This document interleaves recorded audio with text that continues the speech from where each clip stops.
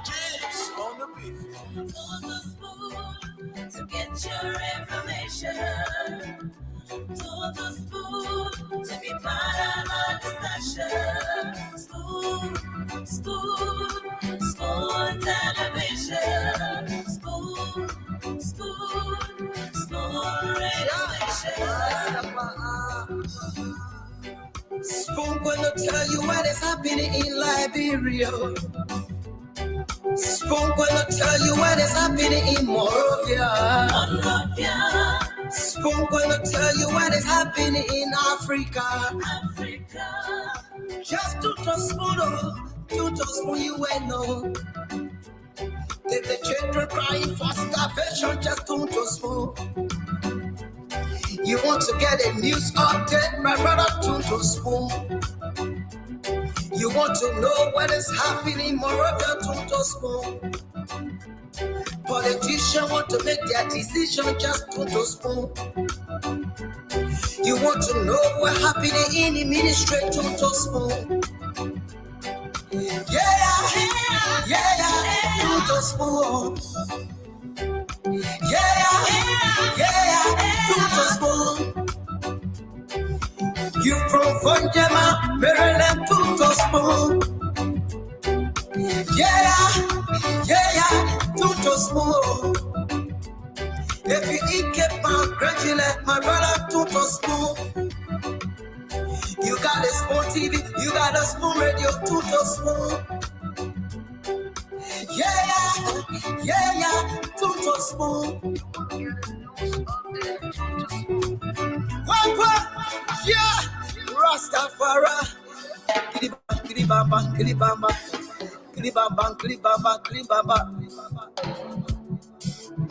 What I want? Yes, what you about today? Spoon TV. Yes, what you about today? Spoon TV. Spoon TV.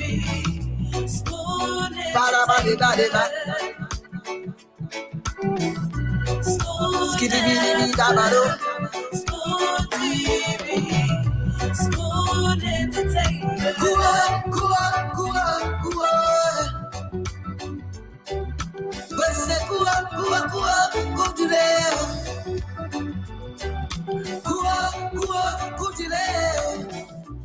On the spoon to get your information. On the spoon to be part of Okay.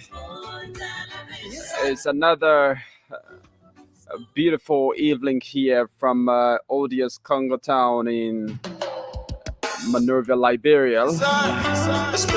Good evening, good afternoon, wherever you are. Welcome to yet another edition of the Today. That's the Spoon Talk. I almost said it Today show. So welcome to the Spoon Talk here. This beautiful evening. As usual, it promises to be very, very informative. My name is Yekazi Joel, sitting in this beautiful Friday evening as your producer. Let's now go over to Dr. Richardson and James Goode Flomo to kickstart the show. Good evening, Doc and James. Yekesi, hello, James. Good day. Hello, how are you guys doing today? Well, I'm okay, by God's grace. Amen I'm to good. that. God minding me. Yes, God is minding all of us. I believe He got Liberians in His hands as well. So it's a great day being here with you guys. Got to be thankful for another day that we can come and speak to Liberian people because this is their station. This is where they come to get all of the news. I heard that Spoon was in the news today as well. We always make the news, don't we? We don't intend to make the news, but we do. We find ourselves in the news.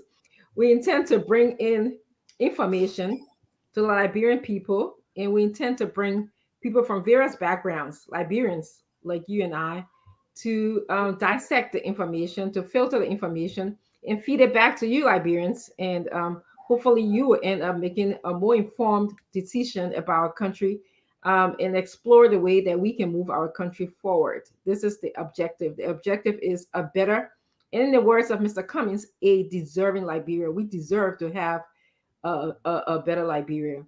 So today we're going to be talking about a myriad of issues, but focusing on uh, the death of Madame Gloria Scott's daughter, and also the attack on her and her other daughter, her home.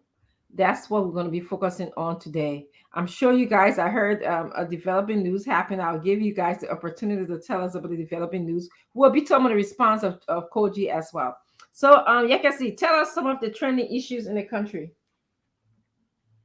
Yeah, so you just talked about the response of Mayor Jefferson Koji to consider a Jerome Vardiel allegation against him on the Spawn Talk last night. He held a press conference today, and he, denied the allegation. According to him, the justice system, the legal proceedings should take its course. That folks should give the police, the opportunity to do their own investigation. But during the press conference, one of our reporters, asked him, as to whether the alleged perpetrator, according to Jeremy Vardiel, One Valley Tele, whether he is actually an employee there at the Monroeville City Corporation, is a question that, in kind of circumvented. He did not answer. Essentially, he said that wasn't, important. He didn't confirm or whether, Valley Tele actually work at the MCC. Yeah, and also today, one of our reporters, currently he's still in Banga, Bon County, Haji Masali, he had gone there to verify this information as to whether the Bonuan Health Center, that has been in the news of recent, does exist. And according to him, they visited the area today, and yes, they saw, the structure there, that the Bonuan, a health center exists, but it is not functional. The structure is there, but it is not functional. And as you may know, district number 3 representative and district number 6 representative there of Bon County, they have been on a hard and pulled about this thing. Muhammad Briggs has said that the budget capture, the Bonuan Health Center there in Banga Bon County in her district, district number 6. But according to her, the health center does not exist. But then Marvin Code of district number 3 came up subsequently and said that the health center does exist in district number 6. And over the past years, there have been a budget allocation to this particular health center. So with our reporter going there today and confirming that, it does exist and not functional, the question is, the budget that have been allocated to this health center over the past year since 2019, where has it been going? Has it been paid by the Ministry of Finance? Is a question to be answered. And also, a few hours ago, the MDR, the Movement for Reconstruction of Senator Prince Johnson, reacted to the attack on the home of the former Chief Justice of the Republic of Liberia, Gloria Musu Scott. They blame the justice system, for doing little to bring to justice alleged perpetrators of ritualistic killings, uh, mysterious deaths in the country, according to them, due to the high level of impunity in the country, is just emboldening, people who already harbor the man, of doing those things. So they call it on uh, the justice system to investigate the matter, and they also talked about the allegation from Councillor Jerome Vordial, linking Mayor Jefferson Koji to that matter. And according to them, Jefferson Koji has been linked to, several wrongdoings in the country, matters of such. So they are calling for his resignation until the investigation can be concluded. Yeah, so far so good. Those are some of the trending news, the major trending news in the country. Wow. Wow, wow, wow. James, good day. Yeah. Would you like to add or expand on anything?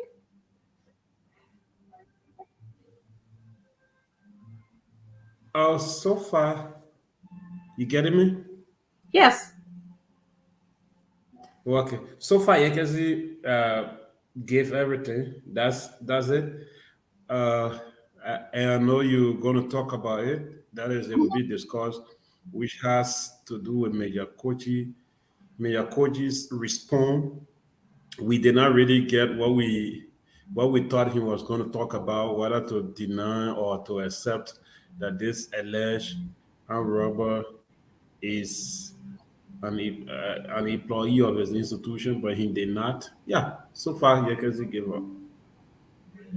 Okay, that's great. So we're gonna wait for our panelists to roll in. But as we wait, I'm going to welcome our audience because I believe that you are a very instrumental part of this network. This is your radio station. This is Liberia's radio station. It's been a part of your daily schedule for the past couple of years now, and so we appreciate you being here. Share the show, get a friend, and discuss burning issues in the country. And so I'm going to turn to welcoming our audience now. Participate in the comment section. You can tell us your feedback. Every now and then I look to see what people are saying and also include that in the discussions. Um, it's just I'm sad today. Today was a busy day. Obviously, I just jumped from one work to another work here, basically volunteering my time to be here. Um, but it's sad for our country. I'm sad for our country. I did not sleep as well last night because my mind went to Madam Scott, and I kept on thinking about. I have four daughters, and her daughter, graduating from college, kind of really bothered me because I have a daughter right around the same age. So who would want to do this to Madam Scott, and why? I kept on reminiscing about why, and I'm sure a lot of speculations are out there, and I hope that those speculations could lead the police, the security sector in our country, if equipped to who did this to Madam Scott. Um, so I'd like to welcome you. I'm going to go over to welcoming you as our panelists flow in. I'm going to start in no particular order. I did get accused of welcoming a lot of CPP members, but it's not. I just go by a list here that I have. I have another device on my right hand side, probably your left hand side, and that's how I speak about people coming in. I want to welcome James Davis. He's from Zowinta, Bung County. I think I said that right. Zowinta village. I want to speak to Native Liberian. Welcome, Native Liberian. Daniel Giddens Kekula is also watching from Banga City, Bung County. Ambassador Jiron Orlando Reeves is watching. He says hello to you. Henrietta Carter Jala is also watching us. Maya Koji Body Language. I'm sorry. Uh, I'm sorry. I thought it was a name that I was reading here. Moses Kamara from PA is watching us. Pennsylvania. Sadia Williams is also watching us from the UK. We got our first international somewhere other than the United States in Liberia watching us.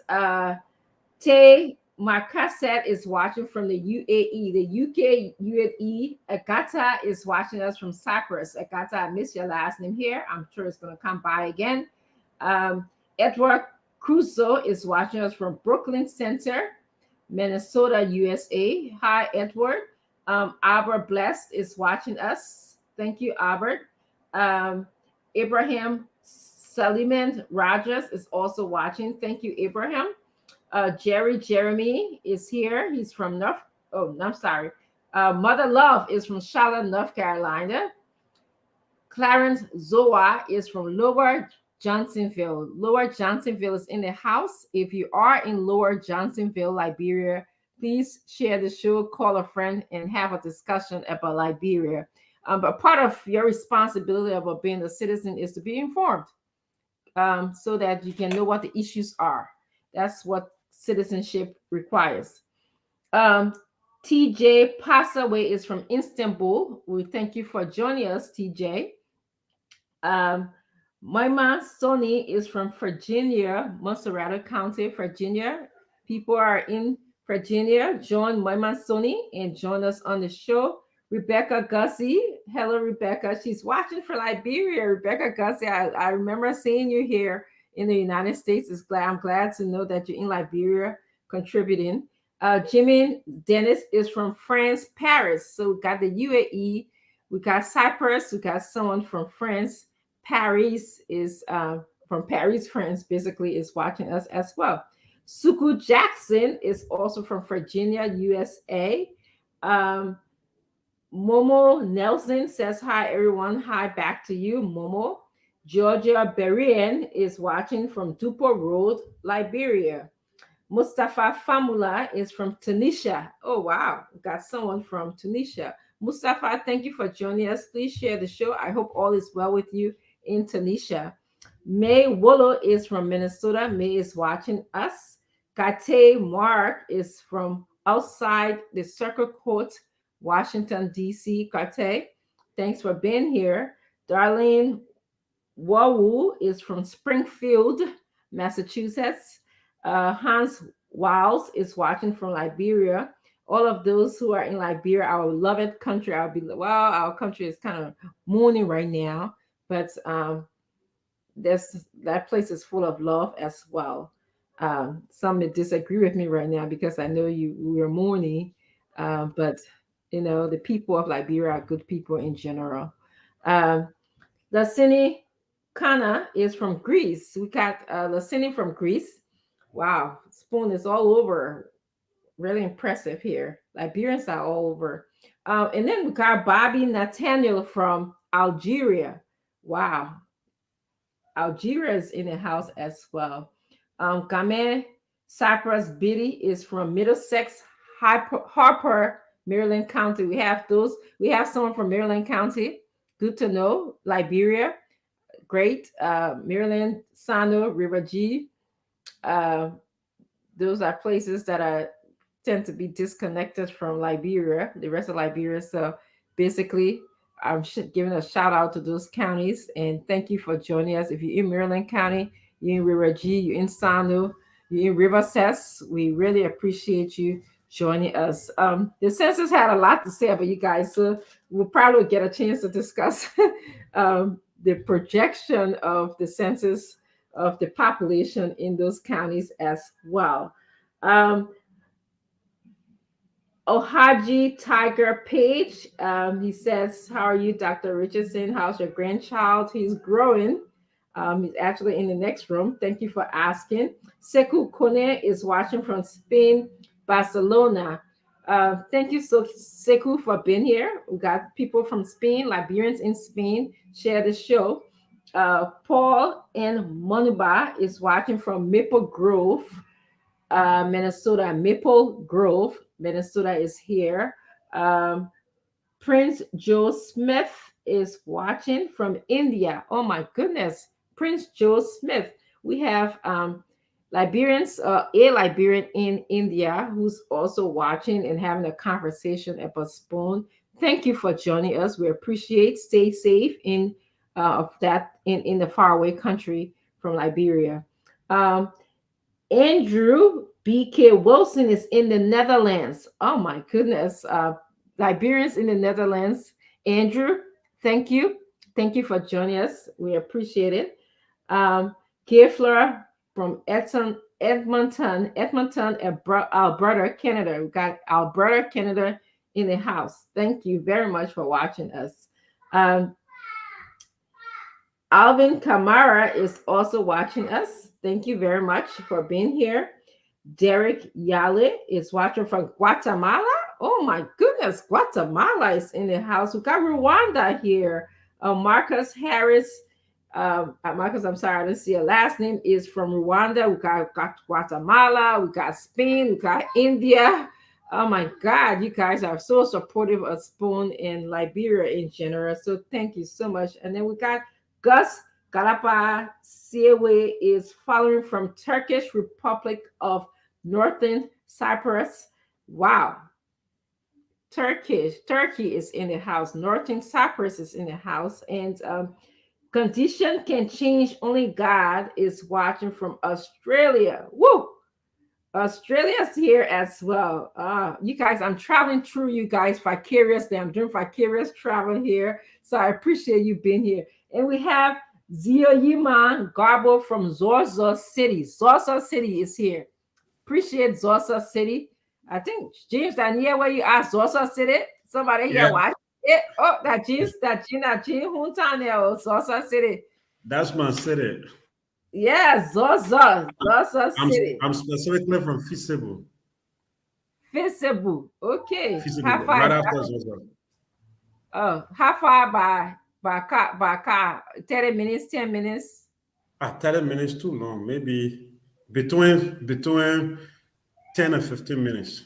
Oh, that is very, very close. Zaza is here, our own city in Liberia, other than Montserrat County and other cities, but it's good to see her. A lot of people here from Montserrat, so at least we got one Zaza, we got Harper, Zaza and Harper here. We also have Banga City as well. So I'm remembering that as well. Lami Daniel is from Bristol, Pennsylvania. Thank you very much, Lami, for joining us. Annie Pay is watching from Logan Town. Got Logan Town in the house as well. Cole, Gloria Voga Mulba. She said, hi, hello guys. Cole, hello, how you doing? Profiling Liberia says, hello to you, Profiling Liberia. Abraham Goa, he says, hello, my good Spoon people. Thank you very much. Vincent Thomas is watching from Banjo, Broadville, Monroeville. Yeah, Banjo. I know exactly where you are. Thank you for joining us. Morris Johnson is watching from Cambodia. Cambodia is another, country. Thanks for being here. Thank you so much. So we got a lot of people in the house. We got Guatemala, Cambodia, India. Abidjan is here. I'm hearing Kwesi Wallace is from Abidjan. Thank you very much for joining us. Our panelists are preparing to come in, and I want to thank you for joining us. I think I'm going to stop here now. It's a pleasure having many of you. We get to travel here on Spoon vicariously through our viewers. We never know where Spoon will land. Is also bringing Liberia's news, discussing all things Liberia to you. I can never get tired of saying the word Liberia. I think we're going through something in our country, but some people will say Liberia rise again, and I believe that. It may not be during my time, maybe during my grandson's time, but I strongly feel hopeful. Yeah, we have our ups and downs, and it's sad time in our country right now. I grieve for um, Madam Scott. I really do, as a mom. And we'll be discussing this issue today as the panelists pull through to come here. So I'm just going to go over a little bit of the news that I didn't get a chance to go over what uh, Yekesi said today. And we'll play the tapes. I'm not really going to specifically. I wanted to just focus on Bonuen Town since we're going to focus on um, what Councillor Verdia said last night about he thought he made some allegations as to who was after Gloria Musu Gloria uh, was Scott, Madam Scott. He made some allegations as to who was after her here on Spoon. And I hear you guys say that Koji responded to the allegation. But I want to talk about what Haji Masale is doing when he went to go find Bonuen Healthcare Center. And he saw a building, a structure. But according to what I'm hearing from Yekesi, that structure does not work, it's not functioning. Okay, there may be a structure there, but it does not function as a healthcare center. But the concerning issue here today is that this healthcare center has been in the budget since 2019. Therefore, what we mean, Ma Miri, Ma Hawa, Ma Jebe, that means their money, their healthcare center were getting money every time from the government. It was in the budget since 2019. And what we're hearing today, the center look, oh, nothing was there. It just looked like it's, that the building was there, nothing was already there. So the question people are asking right now is where the money was going. The money was in our budget, the money that was our taxpayer money, the money that was donor money, but what place was going?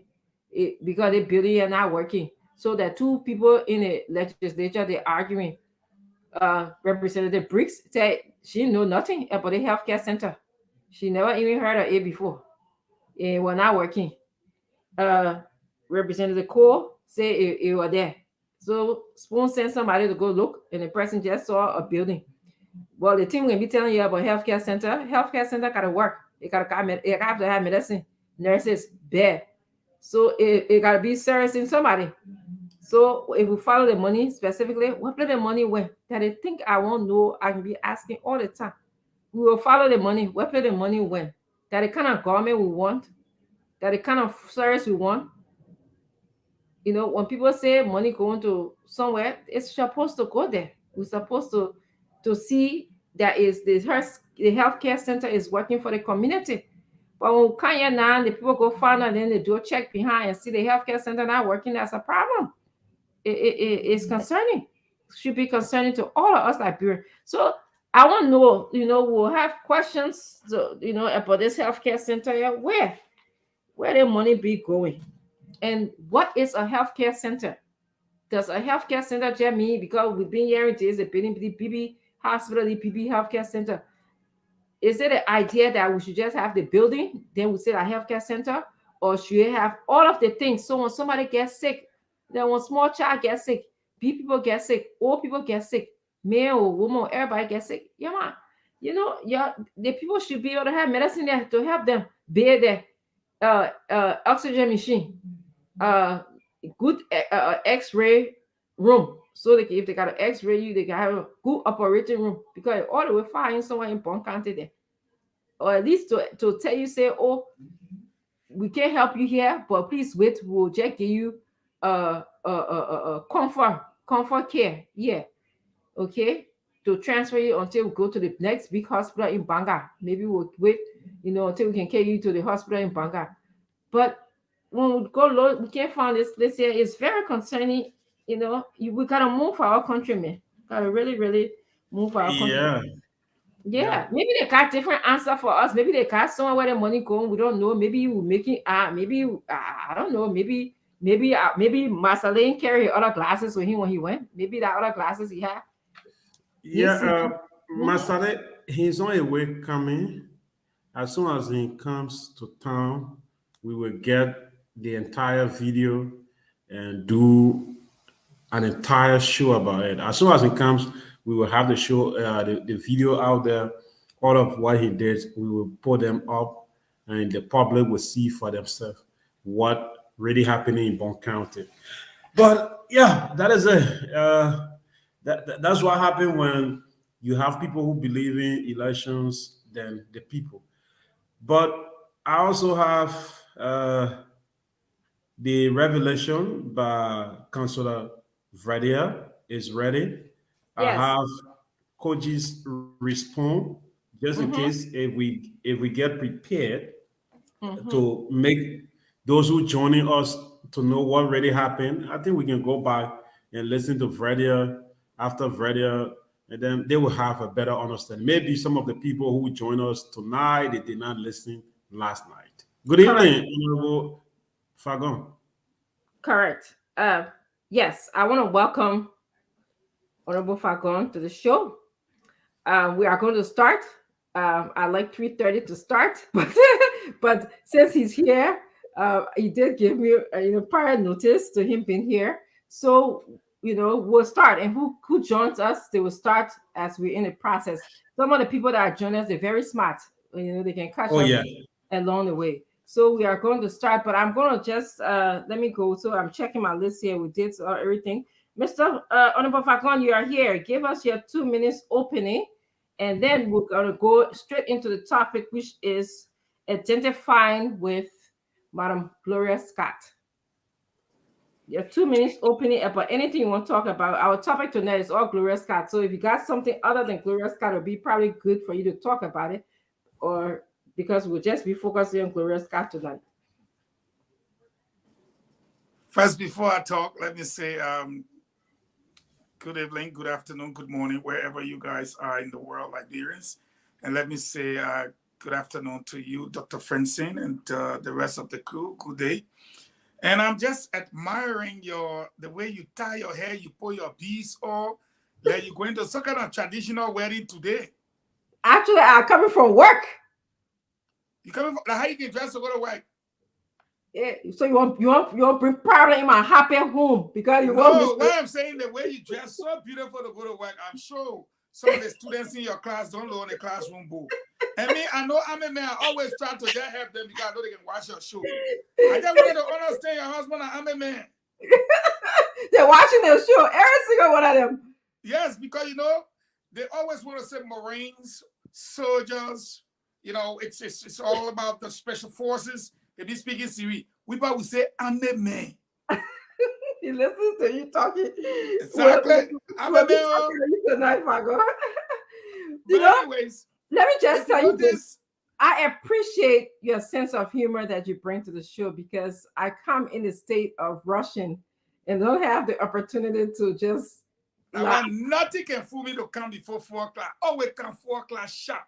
Because I know you got to speak to your cousin in Australia. Yes. In New Delhi. Yes. The other one in Germany. It's all over. Burkina Faso. Yeah, you call it. I said, but when did they won't go now? We'll call them. Yes. Cambodia. Can you imagine? Spoon all over. All over. And that's why I tell people, Dr. Francine, if you say, oh, Spoon can buy viewers, then you got to think. There are 3 FM stations, and they own and they have greater coverage and wattage. Yes. So even if the people hearing Dr. Francine talking, they can say, now who talking so somebody will put a cell phone on. Yeah. Out of 5.2 million people, you don't think that it's a disgrace for us to be having 5,000 viewers? Yeah. We're supposed to be having more than that, and you jealous of 5,000? You jealous the census people who say Bapolu population in 2008, and good 2008, Bapolu had 86,000 people. 14 years, they wouldn't have born 10,000 children. 10,000. What kind of country nobody can think again? Maybe they got fertility issue in Bapolu. That was somebody say In Nima, they get a man in vasectomy. Mm-hmm. In Bapolu, they get in, how you call that tablet? Viagra. No, that Viagra, they get in the one working being up on. Oh, I know that one. I know it, but Prenatal tablet, what the women can take. Family planning. Family planning, Jesus, I know They you are talk in so the family planning. planning. Oh, okay. You can call it because you be in the family planning business. Then the better people who we know, they're the largest tribe. Mm-hmm. And the largest tribe tell you that they will have a larger range. Exactly. My sister, they tell that too. So nobody, no reproduction going on. I say on the new census, we are government tell the people too. Yeah. Now, now, we looking around.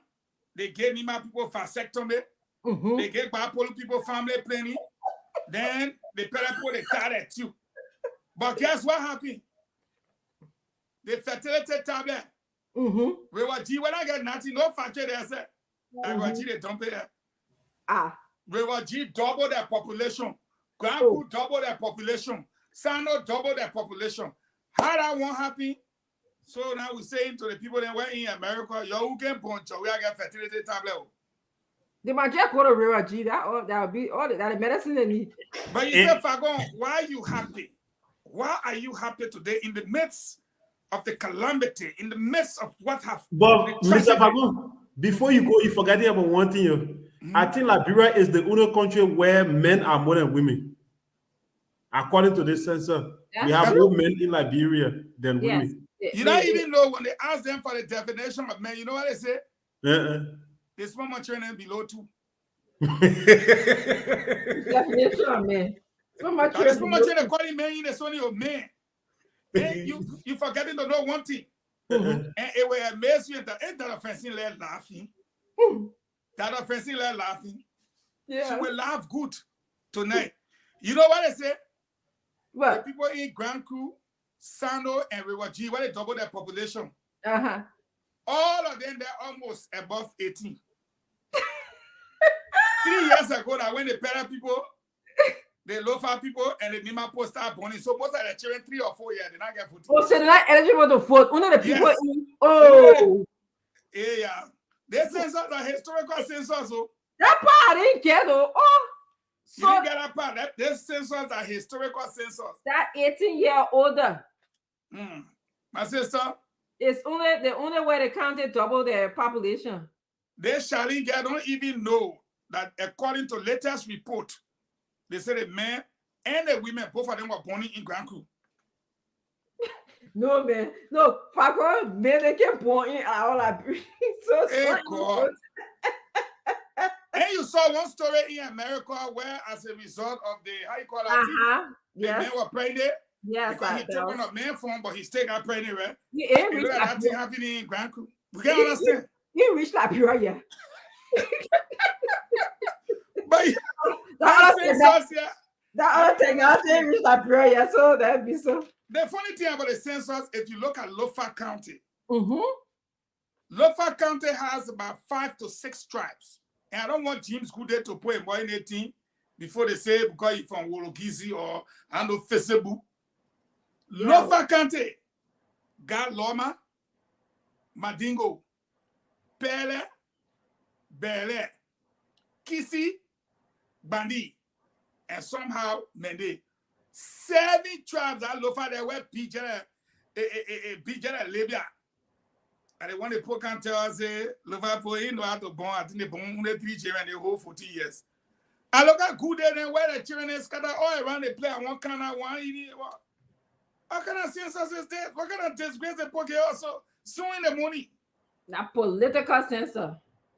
Then because they say, oh, Fagon was talking, say, I don't care what you do, you can't win Lofa, you can't win Nimba, you can't win Pong, Grand Basso, and Magibi, you lost. So that how come they decided they want balance everybody? So now they pay the fund coming from. But you said, Fagon, why are you happy today? I'm happy because an investigation that has been ongoing has uncovered something that I'm not prepared to go into. I'm not going to delve into. But by the end of tomorrow evening, the Liberian people will receive the shock of their lives as they will receive partial evidence James Gooday have done a brilliant job. I see the justice minister saying no.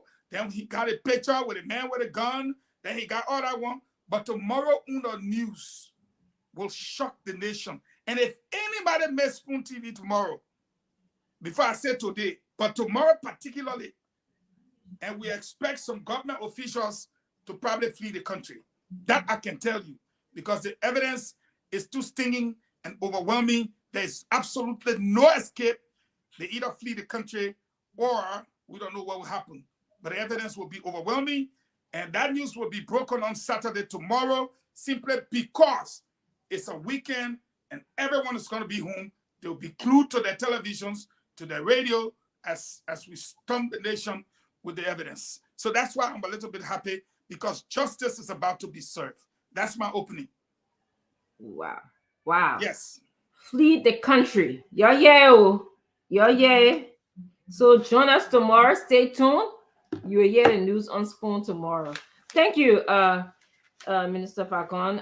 We're still waiting, of course, for our other panelists to join us, but I'm going to move on with my show. I got a show to run here because 6 o'clock we got to be out of here.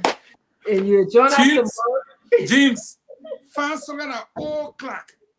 Put it behind Dr. Francine, where we can change the hand. You understand? Put it behind you.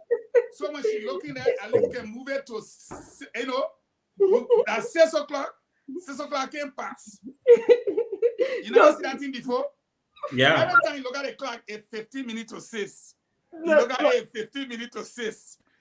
Mr. Falcon, the fact that you've been commenting my 6 o'clock departure time, I got a couple of people inboxing me and said, please, I beg you, let all hear the news from Liberia. Let 6 o'clock business, please change the time, okay? But we'll do our best here today. You will be 2018 until the Pope stick something at 6 o'clock behind you. Yeah, my new about 6 o'clock, 6 o'clock. Yeah, 6 o'clock, we gotta go. We'll join the next news. We gotta get, it's part of learning structure in Liberia. We're getting there slowly. So, James, if it's okay with you, Honorable Falcon, for James to just play our clip. And if you were not here yesterday, if you didn't watch the show, and we want to sort of get you acclimated, get you familiar with what happened on the show yesterday. And those of you who are joining us, we want to have continuity in your thought process here on the show. So let's do that, James. You want to just put our video with what happened on the show yesterday, and then we'll have some reflection. Washington, why should I beg you? Don't even start it. Councilor Freda, welcome again to the platform. Thank you for coming in. I understand you said you had a few words to say about the situation involving Madam Gloria Scott. Could you please speak to us? Yes, ma'am, very precisely. And I followed the program a little bit, and it was said that the government's intervention was very, very late because the attack on Justice Gloria Scott was a government operation, and the police was told to stand down. Specifically, I don't know if we know who Jefferson Koji is. He was the one who organized and masterminded the attack on Justice Gloria Scott. At the moment, we are trying to find out the purpose or the objective. It's not very clear yet. It will be personal or political because of her current political role. But the guy who entered the house is one Valley Taylor. Valley Taylor. He lives in the Brewerville area. He works at the Monrovia City Hall as the Deputy Chief of Operations for Monrovia City Hall Police. He's a former A2U officer, and he's a former fighter of Ulimo Care. He did a lot of killing in Sino County. He's a very dangerous killer. He entered there and carried out the operation. When he entered the house, he had nothing on his feet, and he had no top, no shirt, no dress, no nothing. And he entered with short pants. The intention was to sodomize, that was the plan, to sodomize the justice. When he got in, the reaction of the child who tried to prevent him, the children who tried to prevent him from entering her private premises, he killed one and wounded the other. When he got in as far as the justice, she had a pepper spray.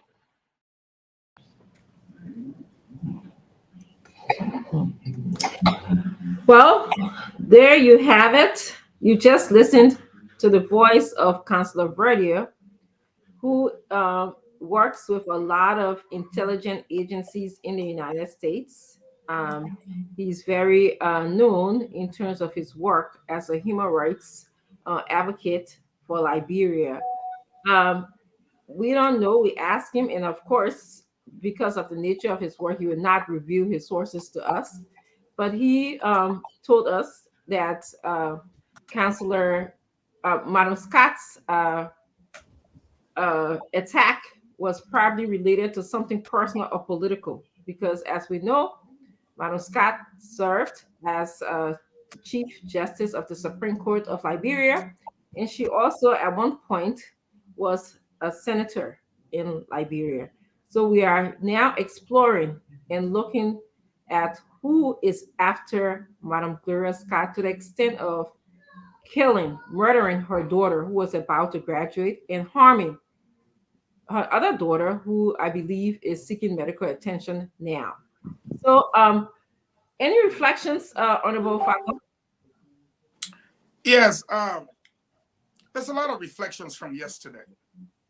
And let's just get to a couple of them. One, government acknowledged that they were made aware of the reports that she was in grave danger. Government acknowledged that. It was also verified that she contacted the Justice Minister to save Frank Musadin, to save her life. It's also a fact that there was an attempt on the 8th. There was also an attempt on the 9th. It is now known as a fact that they made good. They went into our place. She stated clearly that the attack started at 9:30. It was corroborated by the people in the community that that was true. So the fact remains that the police did not respond to multiple calls for help to get to the residence. It took them 2 hours before they arrived. The government also lied that they had increased police patrol, police presence in the area. The fact remains they did not.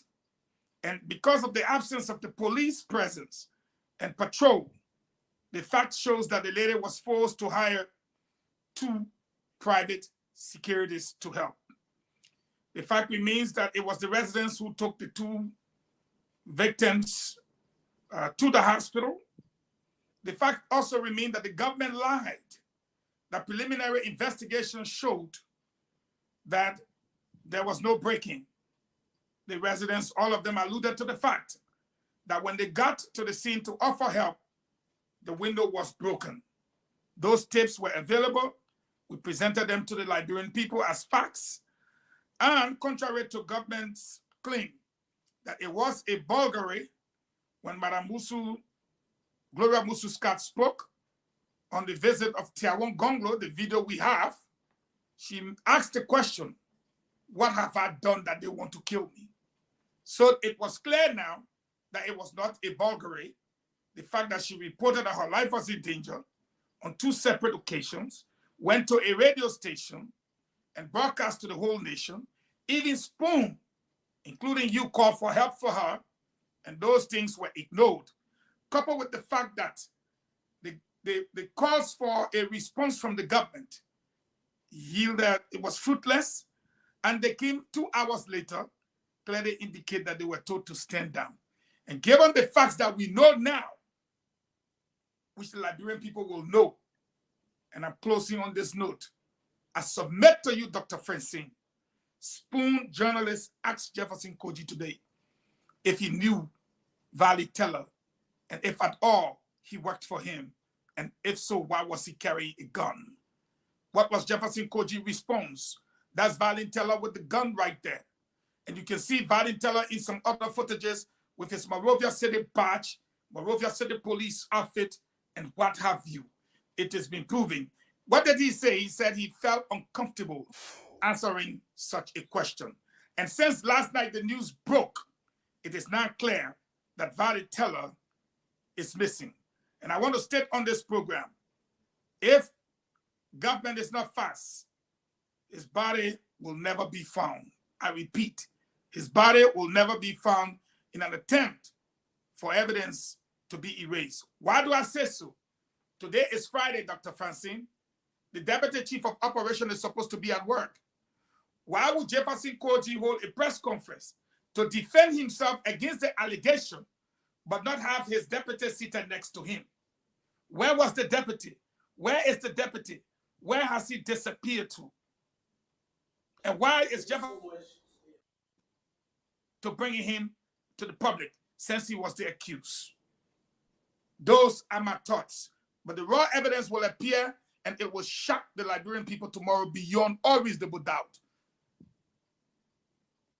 Thank you, Honorable Fagon. Good questions, good exploration into why might someone want to harm, or why did someone actually, what's not no longer a might, why did someone harm Madam Musu Scott? Could you play the video? Good day. Let our Liberian people see a portion, because we have several portions of this interview, this press conference that Koji did. So we're going to play the different portions, and then Honorable Fagon and I are just going to share our thoughts about what is happening and James and what Yekesi also about what is happening in the portion of the tape. Go ahead. Thank you so much, Koji. My name is Trubon Kama, and I report for Spoon FM and TV. Moving forward, as the radio said that you allegedly used one of your employees who is one Valley Tele. Do you know him? And does he work with the Monrovia City Corporation? And lastly, why is he carrying firearms? Well, thank you. I would like to begin by answering the first question, then I will conclude on the last one. If you're concerned about Monrovia City Police or whosoever carrying firearm, I will encourage you as a journalist to read the act that created the Monrovia City government. I'm not a security man, so I do not delve into security matters. If such thing exists, those who are responsible within the security apparatus, they will be responsible to deal with that matter. To say whether somebody work in my employ, and that's why I said the councilor sounded like person of interest. We are calling for full investigation. Whether my father or my brother or any MCC employee is not exempted for such investigation. To attempt to delve into who work here and who not work here and who did not participate and who did not, I do not feel comfortable to say those things. And I think we're calling for a speedy, independent investigation so that whosoever that was involved must be brought to book. And that's why we really encouraging, if there is a way that our international community can help us build our capacity so that we can be able to have a speedy. A loss of a life is a serious, grave situation where most especially losing the life of a child who untapped potential was not fully met. Aside, and I don't want, people are grieving. This is not the time to politicize people grieve. But again, people have the tendency to go at any level. Our politics have taken a different drive. They take a drive that there's no empathy, no sympathy. Our sense of humanity is practically questionable at this point in time. So, Choco, I want to say thank you. On top. Okay. You just watched Mayor Koji discussing the attack incident involving Madam Scott. As our country is grieving the loss of her daughter, I want to welcome Honorable Yeke Koluba to the show. He's going to be offering his thoughts about this incident as well. I just want to just a few things here. If you missed the video, we're going to probably play it again. First of all, Mayor Koji is saying that he's uncomfortable discussing his employees. He is uncomfortable discussing his employees. And when the journalist like James Goodday said there was a direct question that was asked to him, he stated that he was uncomfortable. He's also calling for a full investigation. And he did say that no one will be exempted, even if you are related to him, will be exempted from this investigation. He talked about wanting the international community's intervention as well. He's calling on the international community to come out and help. But I thought it was interesting too. One of his response to the question was he wanted to encourage, because it was something relating to carrying firearm, and he said he wanted to encourage the journalists to read the act that created the Monrovia City Corporation, as opposed to directly asking them. So maybe some of you who know what he was referring to, because I'm a little bit unsure about what he was referring when he referred the journalists to go read the act about the Monrovia City Corporation. You can expand on that. I think he was talking about if they're allowed to carry a gun or not, but he didn't want to answer directly. So first, let's go to Honorable Fagon to get his views, and then we'll go to Honorable Yeke, and then we'll go to you, James. Good day, to get your views on what you just heard. Honorable Fagon. Oh, can you hear you, Honorable Fagon? I wish this was like CNN, but I know we're getting there, and we'll soon get there in the next 2-3 weeks. You know, Dr. Francine, I want Goodway to be smart enough, because the question was asked in 3 parts. Who is Valley Teller? Does he work for you? And why is he carrying a firearm? 3. Jefferson Koji went all around the world. But I want you did psychology. So I want Goodday to put the video up. We're going to use your expertise here. We're not saying that you do body language, but look at Jefferson Koji after a nice press conference. As soon as the man mentioned the name Valley Teller, tell us, who is Valley Teller? Tell us whether he worked here, and why does he have an arm? I want you to look at the face of Jefferson Koji go like this. And then Koji, my name is Truman Fine. I report for Spoon TV. Only 4 Council earlier said that you allegedly used one of your employees, who is one Valley Tilly. Do you know him? And does he work with the Monrovia City Corporation? You see that? The part I was waiting now is when he's done asking the question, Koji dropped his head. Like, oh my God. Like it was it. Now, you are holding a press conference to answer to Councilor Verdier, right? But Councilor Verdier said you ordered the hit. And the man you ordered to do the hit works with you. Or we should show all his picture then.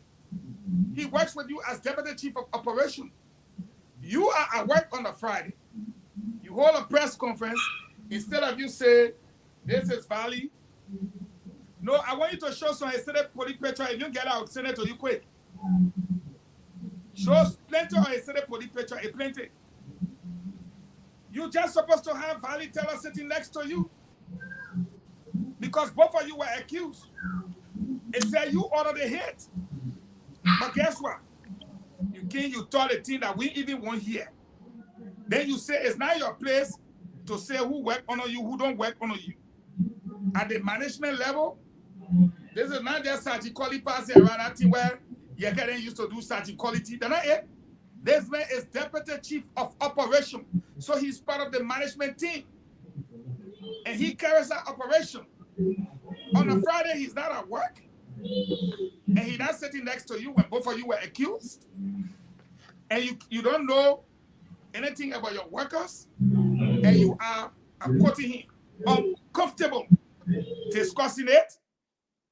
And as to whether they have arms, whether he's a security, he said the other security people will do it. Tomorrow, Babu will devour cola and Monkey will suffer. The facts are in. They're too glaring. The evidence is too overwhelming. I don't know what Koji is going to do. And I'm saying to the government tonight, if Valley Teller disappears, they should have themselves to blame. Because when Video broke this case, it was 11 o'clock last night. All Koji needed to do, 102, 205 coming, 102, 205 coming. We just heard that maybe that you can know how to say it. Dango coming. You are needed at base right now. We just had nothing. After now, they cannot find a man, they cannot produce him. And the overwhelming evidence is visible for the Liberian people to see. There is no way out of this one. Finally, a victim's blood has cried out for justice, and justice is about to be served. Okay, I'm gonna ask Honorable Yeke Kolba to respond to this, and then we'll go to Gute. But then, Gute, I would like for you to play that tape again. I want our audience involved in this, and all of those who will be calling in. I want you to tell us, did Koji answer the question the journalist asked? Okay, Honorable Falcon gave his thoughts on this. Honorable Yeke is going to tell us. Gute is going to chime in as well. Then you, audience, I need you involved in this conversation, and we need the Liberian people who's going to call in. They'll be answering, did Koji answer the question, right? Honorable Yeke Kolba. Thank you. It's good to be on the show again tonight. Let me say, I talk to our supporters, the people around the world in the Pop District number 10, for giving me the opportunity to represent it in the 54th legislature. Look, that Richardson and Falcon said it all. Koji didn't do everything that going on. Koji didn't give the poor arm. MCC not supposed to carry arm. They're not supposed to carry arm. These few days, when I wrote the Justice Minister, telling him that they are giving arms to criminals, and the Justice Minister, they didn't say nothing about it. The Justice Minister, all of them know what's going on. You think they don't know that Koji gave all MCC people carrying arm? The Justice Minister is aware. He's aware of everything. The allegation made against Jefferson Koji may not be a lie. It could be true. Because they army people, can you imagine? The chief of staff of the armed forces of Liberia, Jefferson Koji can tell you report. You can see the chief of staff running jail at one car ball. What kind of people value their job so they got one respect for themselves? What kind of people like this? Dr. Richardson, let me tell the Liberian people something today. We know that they give people arm to kill us in the opposition. I have been saying this. People went on the police academy for 2 weeks. They gave them arms. They are carrying arms. But look, this is a warning to Ambassador Weah and the Justice Minister. Anytime we move in as opposition, those guys that I know that they are criminals, we see them will go with this, arm them. That the point will come in visual. Because nobody will tell me, say, have my sympathy. We will tell John Weah, have my sympathy. We will go to have sympathy for John Weah. Let me tell you the truth today. Nobody will kill me for Falcon to say, oh, we keep the sympathy. No, we're sympathy with John Weah. This is the point we're coming to reach out. The party now kill us and go free. We know that the Justice Ministry, under the instruction of the president of this country, I am all the criminals. I got evidence. I wrote the Justice Minister, people that were indicted by the Justice Ministry for armed robbery, criminal attempt to commit murder, they are carrying arms today. I got evidence. I wrote the Justice Ministry with evidence that you indicted the people for armed robbery, criminal attempt to carry murder, to commit murder. You put them on the academy, they told training for 2 weeks, they carry arms. That I realize you don't waste your time. Go out of days where opposition will be running. The day I come where ECOWAS need to come in, Council of Churches need to come in, we call it on the international community to come in. Because when they put on one round, we turn fast. You didn't waiting for police to come. All the incidents that Jefferson Koji carry on. It's district number 13.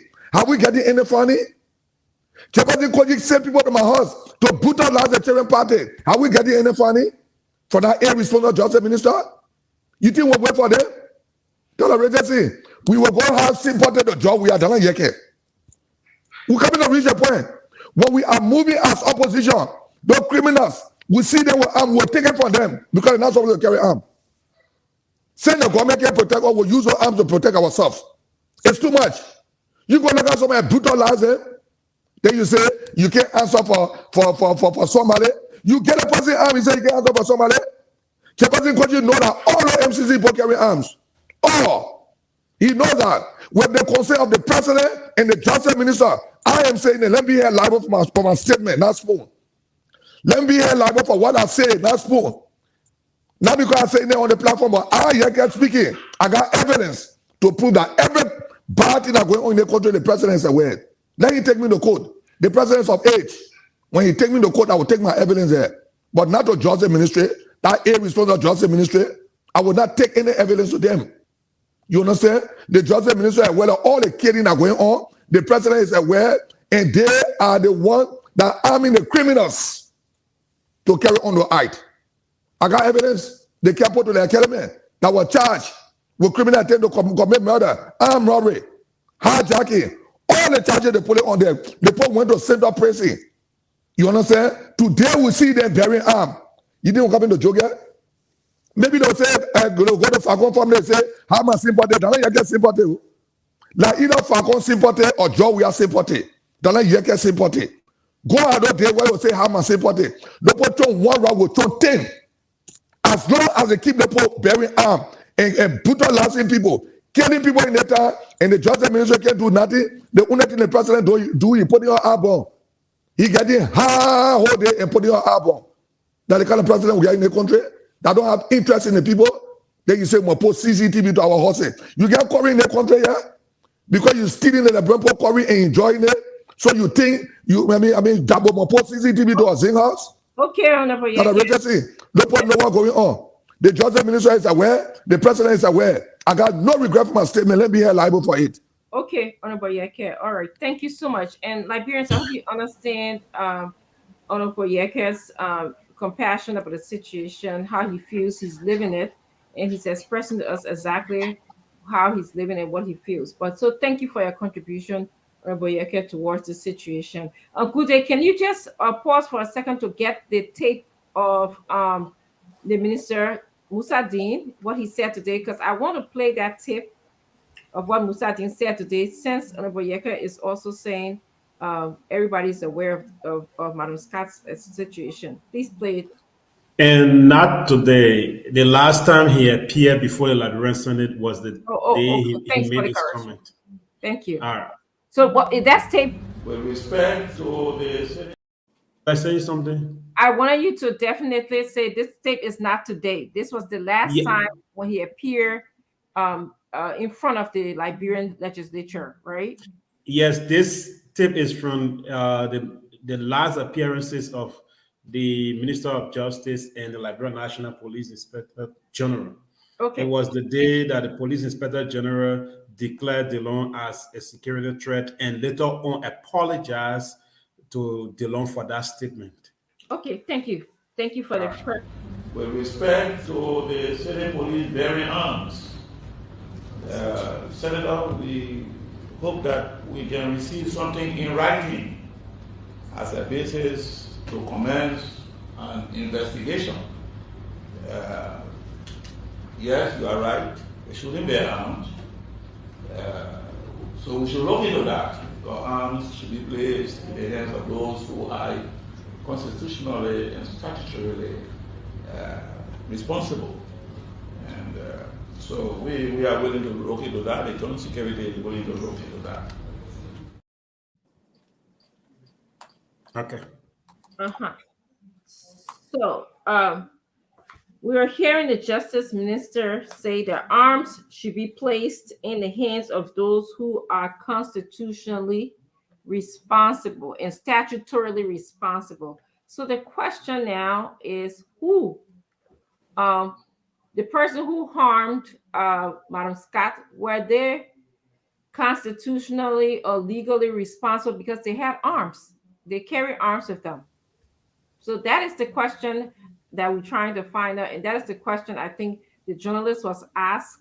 Was the journalist put before Major Koji today, and this was the question when he referred us back to the act that created the Monrovia City Corporation. James, good day. Do you have any thoughts about? Yeah. The issue between the Liberia National Police or the Joint Security regarding the Monrovia City Police started during the COVID. If you guys used to follow, you thought, oh, okay, I thought you were talking to me.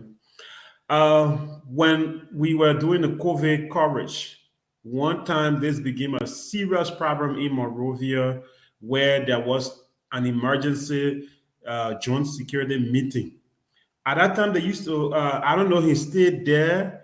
The former head of the Monrovia City Police, who was suspended by Mayor Koji for beating another citizen right around our station in Congo Town. I'm just forgetting his name. He used to have a pistol with him. So the Liberia National Police even had a press conference at that time. They said he should not be carrying weapon, and we did a broadcast during the lockdown. We saw him with this weapon, and that prompted emergency joint security meeting. And in that meeting, it was clear that they should not carry arms. I don't know why they stay carrying weapons, and even the police inspector general from that day, he been saying that this is not the first time we hearing it. This is not the first time we hearing it. The police inspector general, the RG, that is the deputy RG, they all have been talking about this, that the city police is not to carry weapon. And the name in that meeting, after all, they named the security agency that are to carry weapon. They talk about the Liberia National Police, the Armed Forces of Liberia, the EPS, and the Border Patrol. They name all those agencies that are to carry weapons. They said the city police, they are like a backup for the government, that is the police in Monrovia, because they are in control of Monrovia, specifically the city government, but they are not to carry weapon. Where weapon is needed, they will call for backup, and the Liberia National Police will send them in. They are just to do traffic, to direct traffic, make sure where they have orders not to park or sell, people should not go there, but not to carry a weapon. That was well clarified in Liberia about a year or two ago when that joint security meeting was held during the COVID time.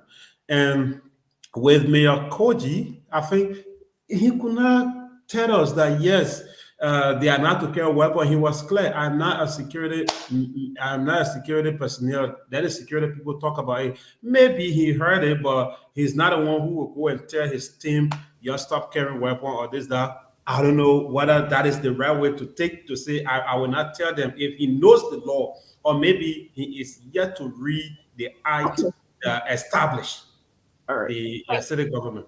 Thank you so much, Chikute. We're now going to go over to Fakon and then to Yeka Kolba. Let me say this. I think maybe if need be, then we play the video. Because when Senator Johnson made the complaint, the Justice Minister was clear that they are not supposed to carry arms. And if that's something, the senator should reduce it into writing so they can look into it. Well, I sent all the city police pictures to you, James, so that you can put it up. And then you can put the guy picture up. He always dresses as a militant. But if you look at this guy's background, you will find out that he's a former, there he is, city police, there he is, on top of his son, city police, there he is with the gun. showing the city, there he is in the middle. You know, there's nothing hidden. There he is sitting with his men. And you see all of them there. There he is with a city police badge, his flag, and a bulletproof vest with jeans trousers on. So the evidences are overwhelming. But the truth is, who is Valley Teller? Who is Valley Teller? Apart from being the deputy commander for operation for the city police, he's one of the most notorious and ruthless killers of our civil war. TRC indictee, former Ulimbo K rebel commander, both in Lofa and in Sino, kill a lot of people brutally. Who was he during the Taylor era? ATU platoon commander. The platoon was called Plus and Minus. What was his code name? Dust to Dust. Code name, Dust to Dust. The question is, why did President Weah administration admit all these people into the security agency? Why? I can name a few. Example, Sabato Dennis, Freeport of Monrovia. I repeat, Sabato Dennis, one of the most notorious and well-known killers, Freeport of Monrovia. Let's look at General Invasion, RIA. Let's look at Colonel Asa Rayleigh. He's currently being suspended. He's the deputy manager for Operation FDA. I'm giving you names and positions of the people. He's in charge of the unit referred to as the Ranger Unit. They go under the cover of being forest rangers, but their training is military and they carry military-style assault weapons. Let's look at this guy we're talking about, Valley. You already know him. Montreal City Police right in the town. Let's look at Siwa Briggs, EPS. So why will a president allow all the ex-combatants, very notorious, to carry weapons without rehabilitation, without proper counseling, and they are all at our various places heading men with platoon? That is the problem we have. And so here we are, we have shown this officer with a gun, we've shown him in his uniform, and there's not much to say. I can show you a picture of General Rayleigh with the Inspector General of Police right now. I can show you several pictures of Sabato with Finabodo. Different pictures. Not one day picture, different days, different times, different events. So you got Sabato, you got all these guys, General Invasion. That's why I said the breaking news tomorrow on Spoon will stunt the nation.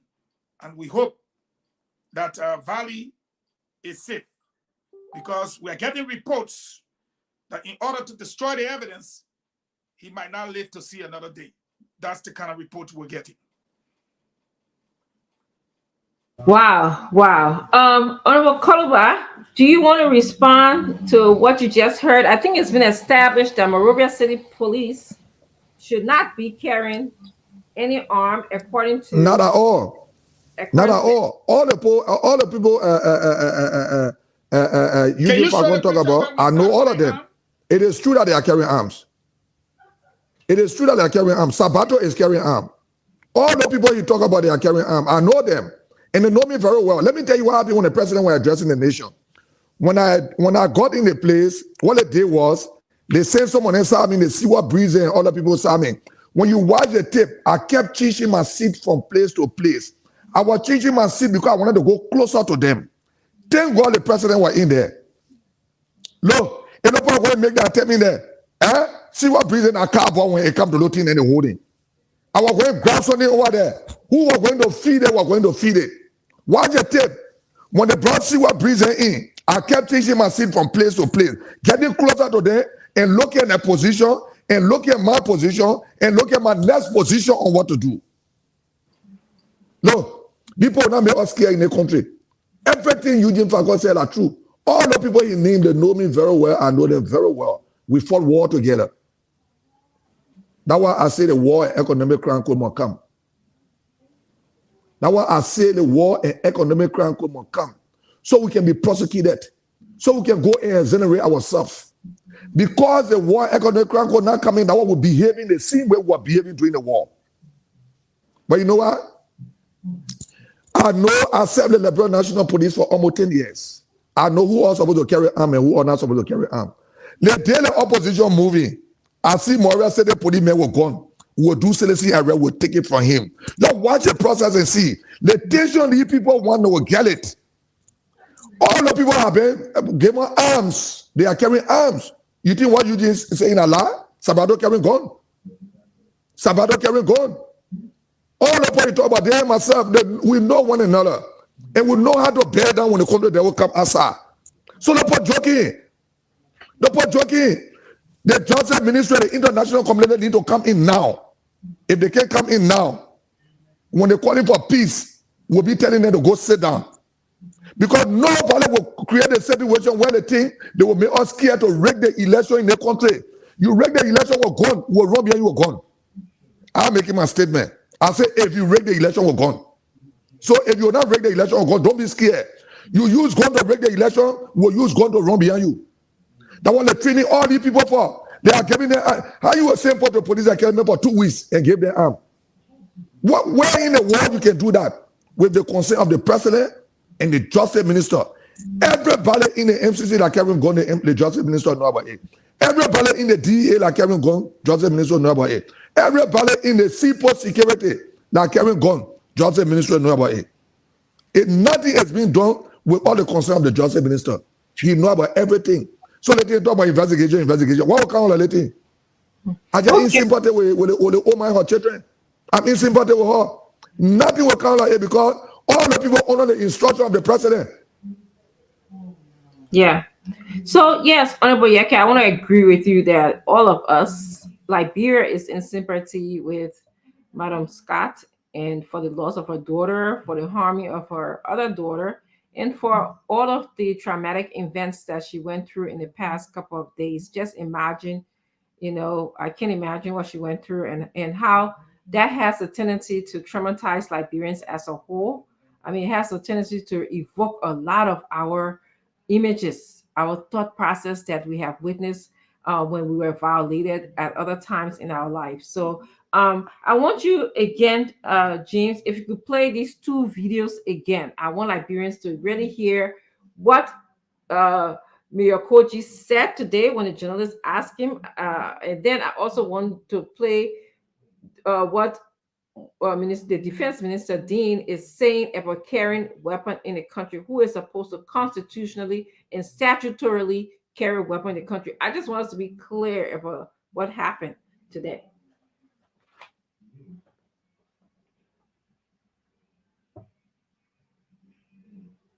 Thank you so much, Koji. My name is Trubun Kama, and I report for Spoon FM and TV. Moving forward, as the radio said that you allegedly used one of your employees who is one Valley Tele. Do you know him? And does he work with the Monrovia City Corporation? And lastly, why is he carrying firearms? Well, thank you. I would like to begin by answering the first question, then I will conclude on the last one. If you're concerned about the Monrovia City Police or whosoever carrying firearm, I will encourage you as a journalist to read the act that created the Monrovia City government. I'm not a security man, so I do not delve into security matters. If such thing exists, those who are responsible within the security apparatus, they will be responsible to deal with that matter.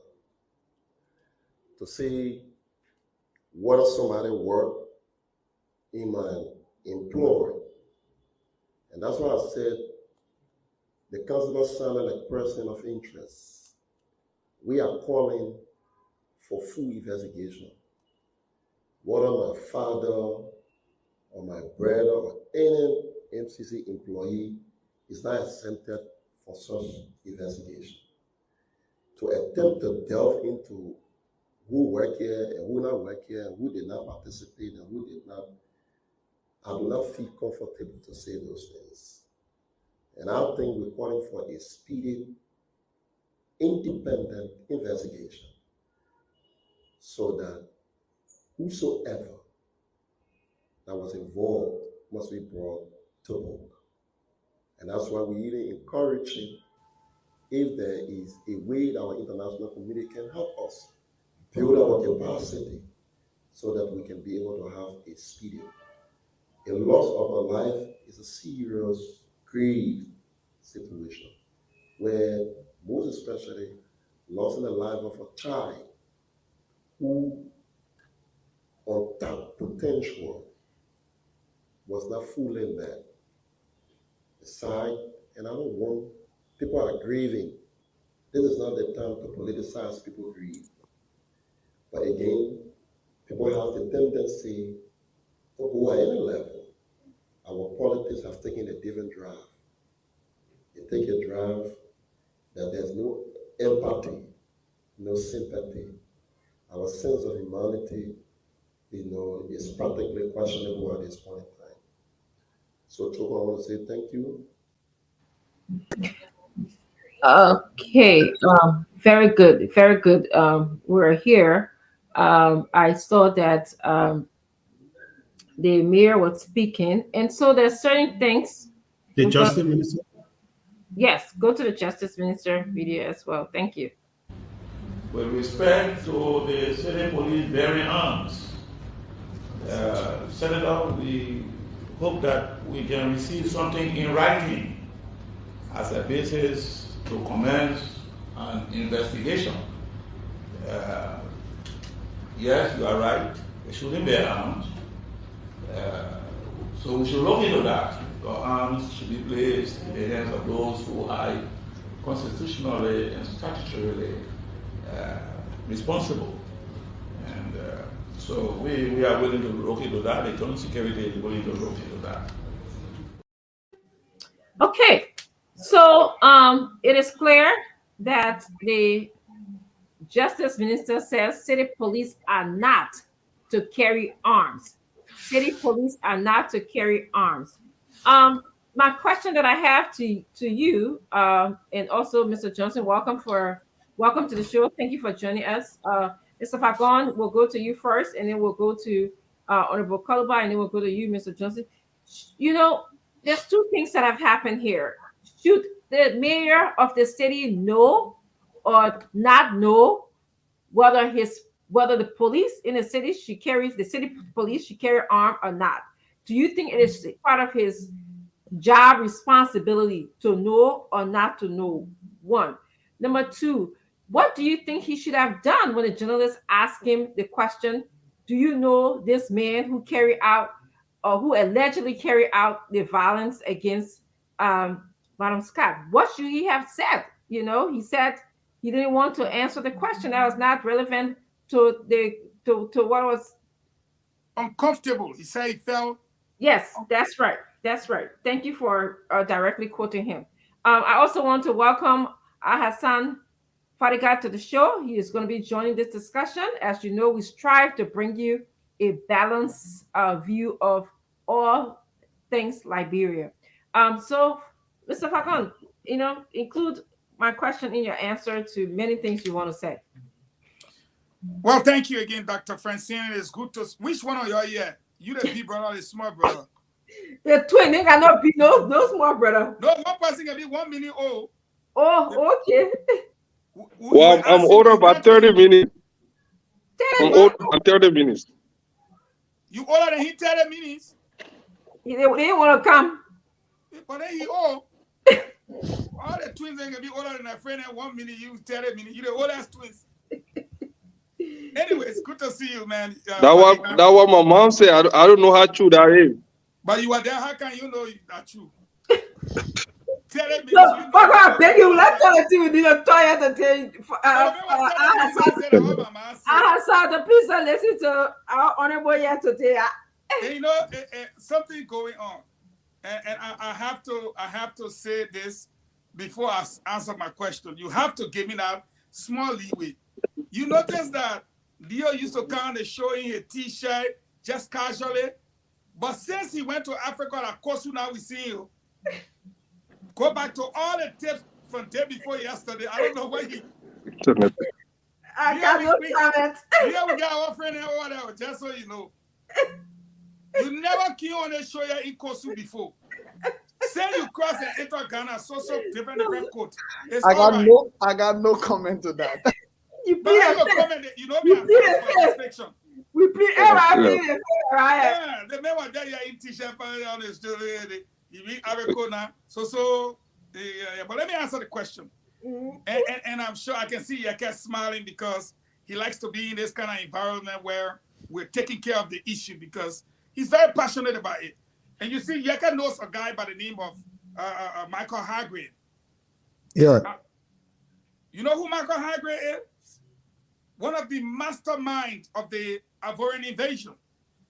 Do you know that he's Koji's immediate bodyguard? Michael Hargrave, Koji's immediate bodyguard. If anybody who is above the age of 30, they will remember that name, Michael Hargrave. There's no Liberian that don't know that name, Michael Hargrave, from the Civil War. That's Koji's immediate bodyguard. Then Koji's director, the one to whom this Valley Teller guy is a deputy, by the name of Thomas Gow, was a PSU officer. What did Thomas Gow do? Took 1,500 counterfeit to the bank, Echo Bank in Bannersville, as we learned. And then what happened? Chris Massacre fired him. He didn't show up until he started helping in the gym, and Koji went for him. Why does Koji believe that he must recruit all these hard guys and move with them? And then when they tell him that you are suspect, no, I'm not suspected.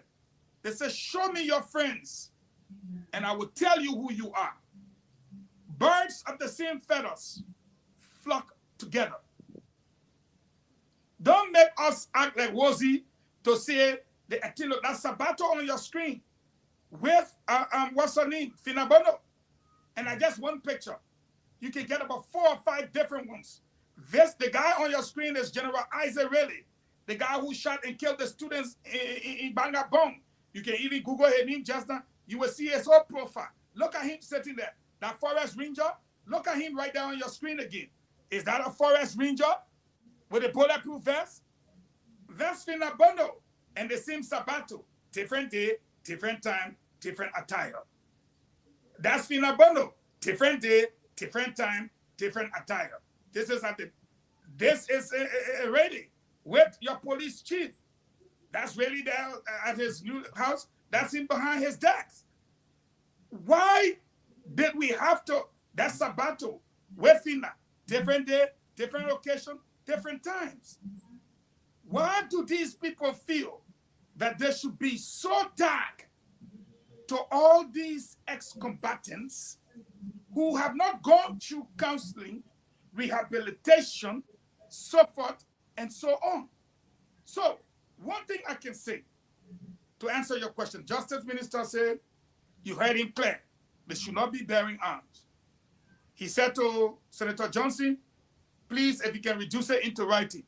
Well, I have a message for the Justice Minister. Justice Minister says city police are not to carry arms, courtesy of the Independent Probe newspaper. That's the headline they carried that day. I am saying to the Justice Minister, the evidence we have shown to the Liberian people is overwhelming. We have shown the city police officer. We've shown him with his gun. We've circled the gun. Now, if they should not be doing it, it's time for you to act. It's time for you to act. And I think your second question was to the effect if I think we should do something about it or something to that effect. But the damage has been done. The woman went to you and pleaded with you to save her life as justice minister. You did nothing. Are you going to sit there now that you know the facts? You've seen the man. You've seen his gun. Are you going to sit there and do nothing again? Where is this man who is alleged to have carried out such gruesome murder? Where is he? I'll stop there and let my colleagues pick it up from there. Thank you. Thank you. Honorable Koluba, now that we know that the city police are not supposed to be carrying guns, one, what do you think the justice minister should do about it? And two, now should he have known? Is this part of his job responsibility to know that city police are not allowed to carry guns? He's informed. He knows about everything. The only thing the Lebron can do is to declare these people as armed robber because they are not to carry arm. They are carrying arm illegally. And that's what we will do. Watch the process that arises and see. Then we will see what the Johnson security will do. Because I spent 10 to 11 years in the Lebron National Police. When we were in the police, patrolling were not police, BB people, patrolling were like fighting clerk to us when we were in the police. I was responsible to do a lot of things when we were in the police. So I know the police very well. I know the security system very well. That agency, you know, when you go to NSA, they were the guy, you know, upon Ambassador, we are the chief financial model. They were the guy, all the model generals, Ofori, the other, all of them in the NSA. Fagon know what I'm talking about. Ambassador, we are told the generals to go and have press conference to tell me to report myself. What did the justice minister do? What did the justice minister? And I'm waiting for them to come for me. People know what we can do. No, one corner they are ready to dance. Una the messenger, and we are the messenger. We can be around. Nobody are jokers. Those people, when we see them were gone, we will have the security. That armed robbery, illegal possession of firearm.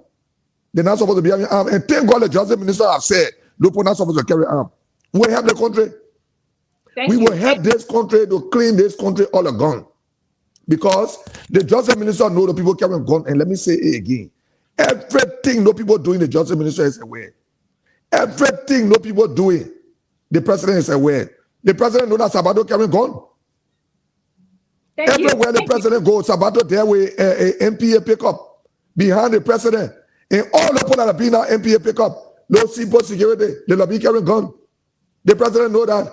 You think the president don't know? The justice minister know that. So they will be lying to, fooling you people that are registered. They can't fool me. I know who's supposed to carry a gun. You watch the president and see. We will defend ourselves. The president has said we will provide security for ourselves. When our political leaders are moving, we see somebody with a gun. They're not supposed to carry a gun. We'll take a gun from you. Yes. Thank you. We'll take it from you. Thank you very much. Just want to make a disclaimer to the conversation here tonight. There are some things that will be said on this show that are not the views of the collective. Let me be liable for what I say. Let me be liable for what I say. Yes, they are the views of the panelists and not collectively. Thank you. The panelists. Thank you very much, Honorable Koluba. Thank you. Mr. Johnson, I'm going to go to you, and then Mr. Fadiga, and then of course, Guti, I will circle back to you. Mr. Johnson, your thoughts here.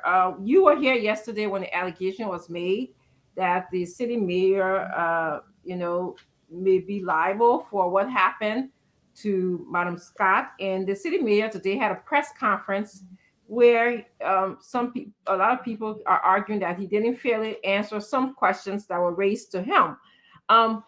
We were wondering, when he was asked about the city employees or city police carrying gun, he said, go back to the act. And it is clear from what the Minister of Justice said that city police are not supposed to be carrying guns. My question to you that now that we know all of this, what do you think the Minister of Justice should do? Do you think that the city mayor should have known? Was this part of his responsibility to know about this gun situation? And anything else you'd like to add in regards to Madam Gloria Scott's situation, which is very sad, a sad situation?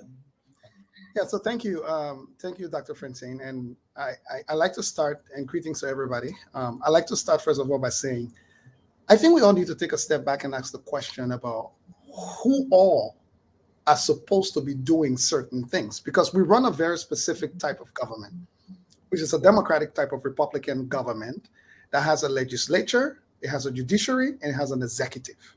And each of these branches is spelled out very clearly what their responsibilities are.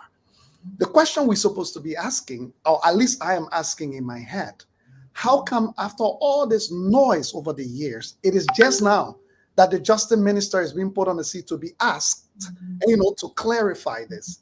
And the reason I'm saying this is because if you live in America or anywhere, and they say to you, if you felt you were harassed by anybody or whatever, please report it to the police, right? And somebody felt like they were harassed. But whole day they just come in the house and talk about how the people here harassing people every day. You're not okay. They're just harassing people every day. But you actually never file a complaint to the police. And you assume that because you are saying this means somewhere the police are supposed to hear it and act, right? And they don't act. Now, did the police hear it and did not act? Yeah, that's possible. And yeah, we'll ask them to be proactive. But all the educated people we got, both in the government, outside of the government, in civil society or whatever, I am quite surprised that today, even the legislature has not written the Minister of Justice if there was a concern. Now, people, someone may argue and say, first of all, they pay deaf ear to it, or they may not listen, they may not act. That does not negate the fact that the record shows that the procedure and processes were followed, right? Because so my point is, you who come or you who demand equity, right? To him or whom much is given, much is required. So my question that I'm asking that is disturbing me is this, that we're just calling the justice minister today after a heinous crime has been committed, as far as I know, to clarify whether or not the Monrovia City Police is supposed to carry a gun or not. I've never heard or witnessed a hearing, and I may be wrong. So somebody can correct me if I am wrong, that the justice minister... Yes, you are wrong. And that's why the video is here. You are completely wrong. So if the justice minister had been summoned in the past, then why are we having this discussion on this panel, asking question why the justice minister they're answering in the first place? Why didn't we play that video? To say the justice... we did play the video. You see, when you come to the church... No, Fagon, let me clarify. I've been watching the show. I did not see a video from past hearings. And then ask us, don't raise amazing grace. No, but you said you play a video from past hearings. I've been following the show. I did not see a video from...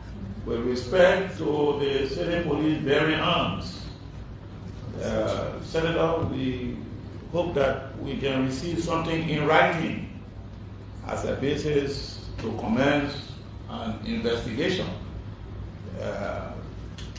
Yes, you are right. They shouldn't bear arms.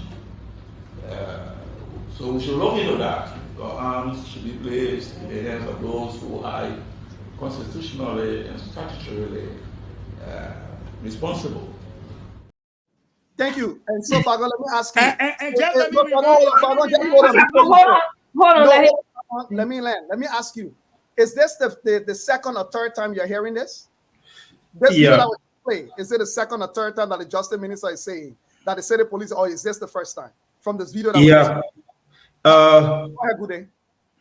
Back in 2020, during the COVID-19 time, there was a meeting that was held, and the police spoke of the same thing that no, I said the Minister of Justice. Let's be very specific. Okay, he was part of the meeting. Yes, he was part of the meeting. And after they had a joint press conference. Do you remember during the... So, Fagon, let us not... Wait, small. Go ahead. Small. Do you remember this launching of the CDC campaign? Do you remember the complaints that EPS officers were wearing party regalia? I remember. That was a few weeks ago. Arms. Few weeks ago. That was the one reason again they sent for him. And that's not my point. In that hearing, that was when Prince Johnson made the push to him again to remind him. So Fagon, let me carry guns. Fagon, let me stop you there. Do you have any evidence that it was city police that were carrying gun in party regalia? Do you know that? Or it was wait. That was when you ask the question, then wait for the answer. No, but I don't want an explanation. It was EPS. Okay. So let me land. Let's not do it. You ask the question, wait for the answer. Let me land, Fagon. Then when Dr. Francine comes to you. You ask me the question, if you know you're flying, you won't land. Okay, Mr. Fagon. Ask me the question, let Grandpa get the answer. So Mr. let me Fagon. Johnson said Mr. specifically. Fagon. so let Mr. me land. Fagon. Prince Johnson said specifically, city Listen. police. So let me land. I'm not going to go to convolute this conversation with what the EPS officers did. So my point is, when these things happen, the legislature, as we know it, who are the lawmakers, who write the law, who have that responsibility to the Liberian people, right? The executive implements, enforces, or the judiciary does. If we realize that, for example, certain police carrying gun and they're not supposed to be carrying guns, or so, why are we having it as gossip quarters instead of those that have the power to act? Let me give it this way. The legislature is not coming back to you. Fagon, let me finish, please. I know you will come. The legislature is no toothless bulldog. Number one, they are elected just as the president is elected, and they are the first branch of government. If the president has refused, if the executive branch of government has failed in its responsibility to do what it is supposed to actually do, the lawmakers who have the power of the pen to write laws, to change laws, to amend laws as they are, and they know it. And you telling me when one branch of government fails, we blame that branch of government, we're just supposed to stop there and say, because this branch of government fails, hallelujah to them, we'll wait or we'll force them until they fix it. No, that's when we activate, pressure the other branches of government who have the power to force them. Now, will they do it or not? That's a different discussion. So what I'm saying, in Liberia, we have a litany of examples of where the people who have the power to actually do something comes to the media, comes to the Liberian people, and complain to the Liberian people about it instead of using the power within their jurisdiction to actually. Why would a senator be coming to the media to me to come and cry when the senator has the power in the public to put something on the floor? If it is rejected by his or her colleagues, then absolutely the Liberian people can say this senator has fought. Representative Yeka Kolba is here. I can tell you that he's put many things on the floor before, or communications that have been rejected or so. So he can come to me and I say, why are you crying? So my point is, the questions that we should be asking, since you're saying the executive branch of government has failed, the question that should be asking, where is the legislature that it is now, after Gloria Mususka was almost killed and her daughter was killed, that we are seeing a different level of seriousness that we've never seen? Yes. Okay, great. Thank you. Mr. Fagon, please, let me come back to you. Then just put everything. No, the topic hot. You can give my time to Fadika. Yeah, I won't give time to Fadika because I want you to I won't come back to you. I want you to understand everything so you can include Fadika's answer. Yeah, I think it's good because Leo Jem, at the end of his conversation, he missed something up. He's mixing the whole thing. Well, that's okay. That's okay. Some of the people please, let me go to Fadika. Yeah. For Leo to understand it, yeah. Fagon, wait. Just wait a second, okay? But you're in government, Fagon, so the team will not know you're supposed to tell. What I want to tell you, not give me chance. What? Why they make that offensive laugh? Well, I ain't gotta agree with you, just because you say when you were there, you defended it. You are the biggest proponent of it. So why would make you believe it? So Fadika, the argument here is that people know these things in our country. They know that city police are not supposed to carry guns, but they are doing it. So Johnson is saying, why nobody took any actions until now that we had a crisis in our country? That's kind of what I'm hearing you say. Absolutely, so that's my question. My question, my point to you is: should the mayor who is in charge of the city, should he know or not know who is supposed to carry a gun? Is that he should know? Okay. And I think the question you're taking Fadika's time now. Yeah, we wanted to make something clear. This did not come up before. It came out before this incident.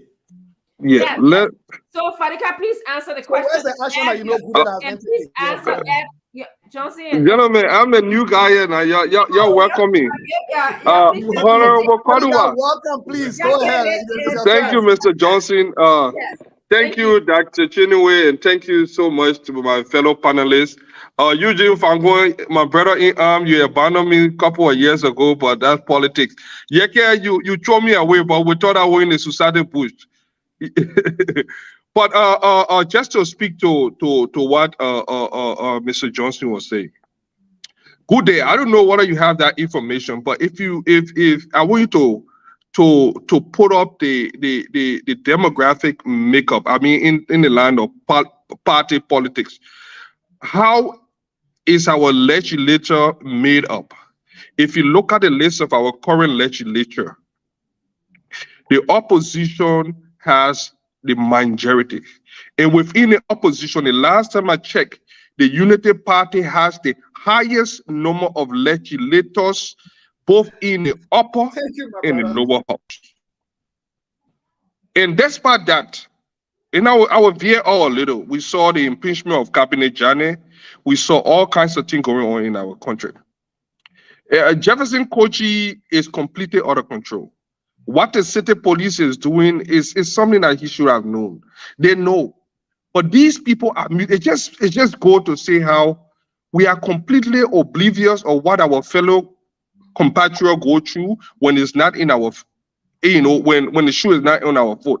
So most time people don't care what other people go through in West Point because they are living probably on Rehab Road, or they are living in one of those suburbs in Pinsville.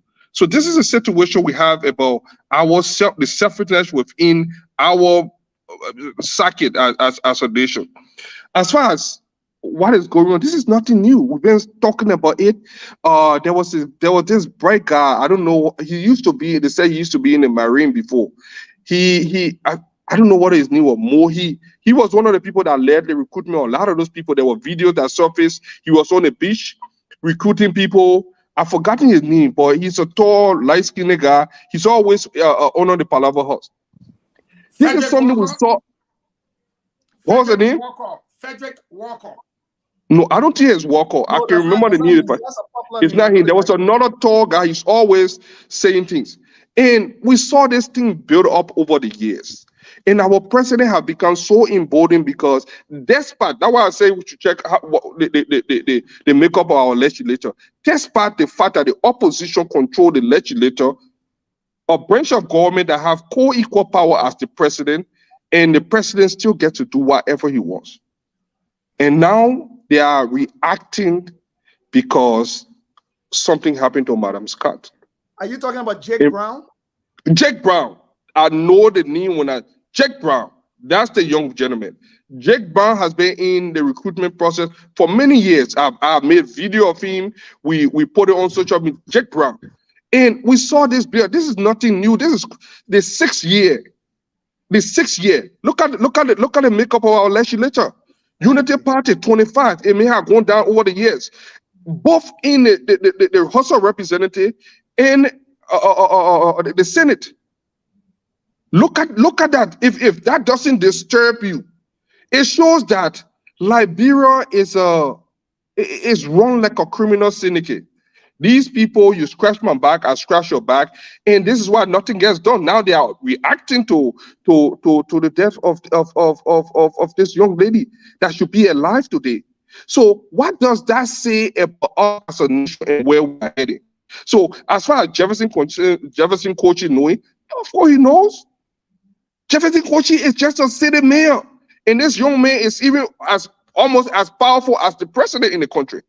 These are open secrets. And the only reason he is able to do those things in our country is because we allow it. Our legislature allow it. People that now control, that want to lead the country again, allow it. You know, I don't want to blame Boyka, but he's the leader of some of those people. Most of the political institutions that want to unseat George, a lot of those people have representatives in the legislature that could change some of these things, but nothing is being done. Now, 6 years later, look at the list. Thank you, good day. Look at the list. That is the problem right there. The problem is not Jefferson Koji. Jefferson Koji is exactly. Mr. Fadik, are you breaking up on us? The mayor having other candidates. Yes. Am I back? Yes, you're back. Yes. Yeah, so that is the problem right there. What he put on the screen is our problem right there. So they want to fix it 6 years later. Is there a solution? Yes, there is a solution. But the solution is right in there. that these people have made the president, emboldened the president, have never or pay any political price for anything he has done over the years. Whether it's building mansions here to live in the country, everything he wants he gets because they get paid to do these things. In Liberia, it's not safe. I go to Liberia every time. In the last couple of years, I tend to slow my way because early time, the Zocos, let me tell you what it is. It's by design. These guys have delivered, and this will be a breaking news that I'm going to say. And I can say this is 100% true, the news that I'm about to break. I have an inside source who worked with the national police that told me a couple of nights ago that certain elements within the government are aware of some of those robbery like killing that have gone on in Liberia. That people within the government have opened corridor for those. That's the government MO. They use robbery to eliminate the enemy. And somebody of very, I can't say the person name, but a very credible source within the the Liberian National Police gave me that revelation a couple of nights ago and said we know some of these things that are going on. So when I see it happening, it's Mrs. Scott today. It may be somebody tomorrow. Other people have been victimized. We saw Gifty Lama. We saw a lot of people. In Waco, we just talked 1, 2, 3, something. Look, let me tell you something. I like the Yeke doctrine. I don't know why the opposition, some element within the opposition keep downplaying Yeke. Yeke is street smart. Yeke understands our politics. If we're using the Yeke doctrine today, look, the only language our president understands is the language of the streets. Nothing else threatening that guy. You can talk all because this guy they operate like rebels. You know, if you're using conventional warfare, using of military, using that mindset, how can you defeat people that do not play by the rules? They know the rules, they know the law, but they choose to deliberately ignore it. Thank you. And so this is where we are. But what he posted out there is our problem. Our legislators, and they're controlled by the opposition. Couldn't agree more. Thank you so much for your contribution, Mr. Fadika. We're gonna go on to Honorable Fagon here. I just want everybody. I'm not speaking specifically to you, Mr. Fagon. My time is 5:27 here. 6 o'clock. The show. We're gonna I want to have time for the Liberian people to join the conversation, for people to call into the show. So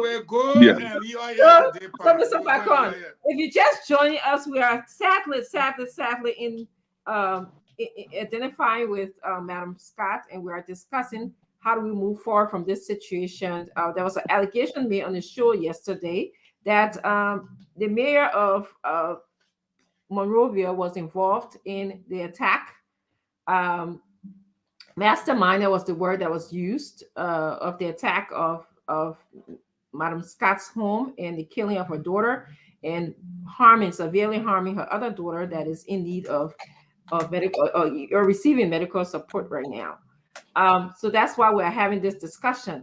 Now, the mayor responded today, and he said that first of all, he refers to. Can I respond now to Leo? Yes, please go ahead, respond. Let me don't take the time. Forget about me. That means they're not willing to respond to let it. Go ahead. Yes, I'm trying to do what let him respond. But when you respond, that Francine, you give me a meaning. The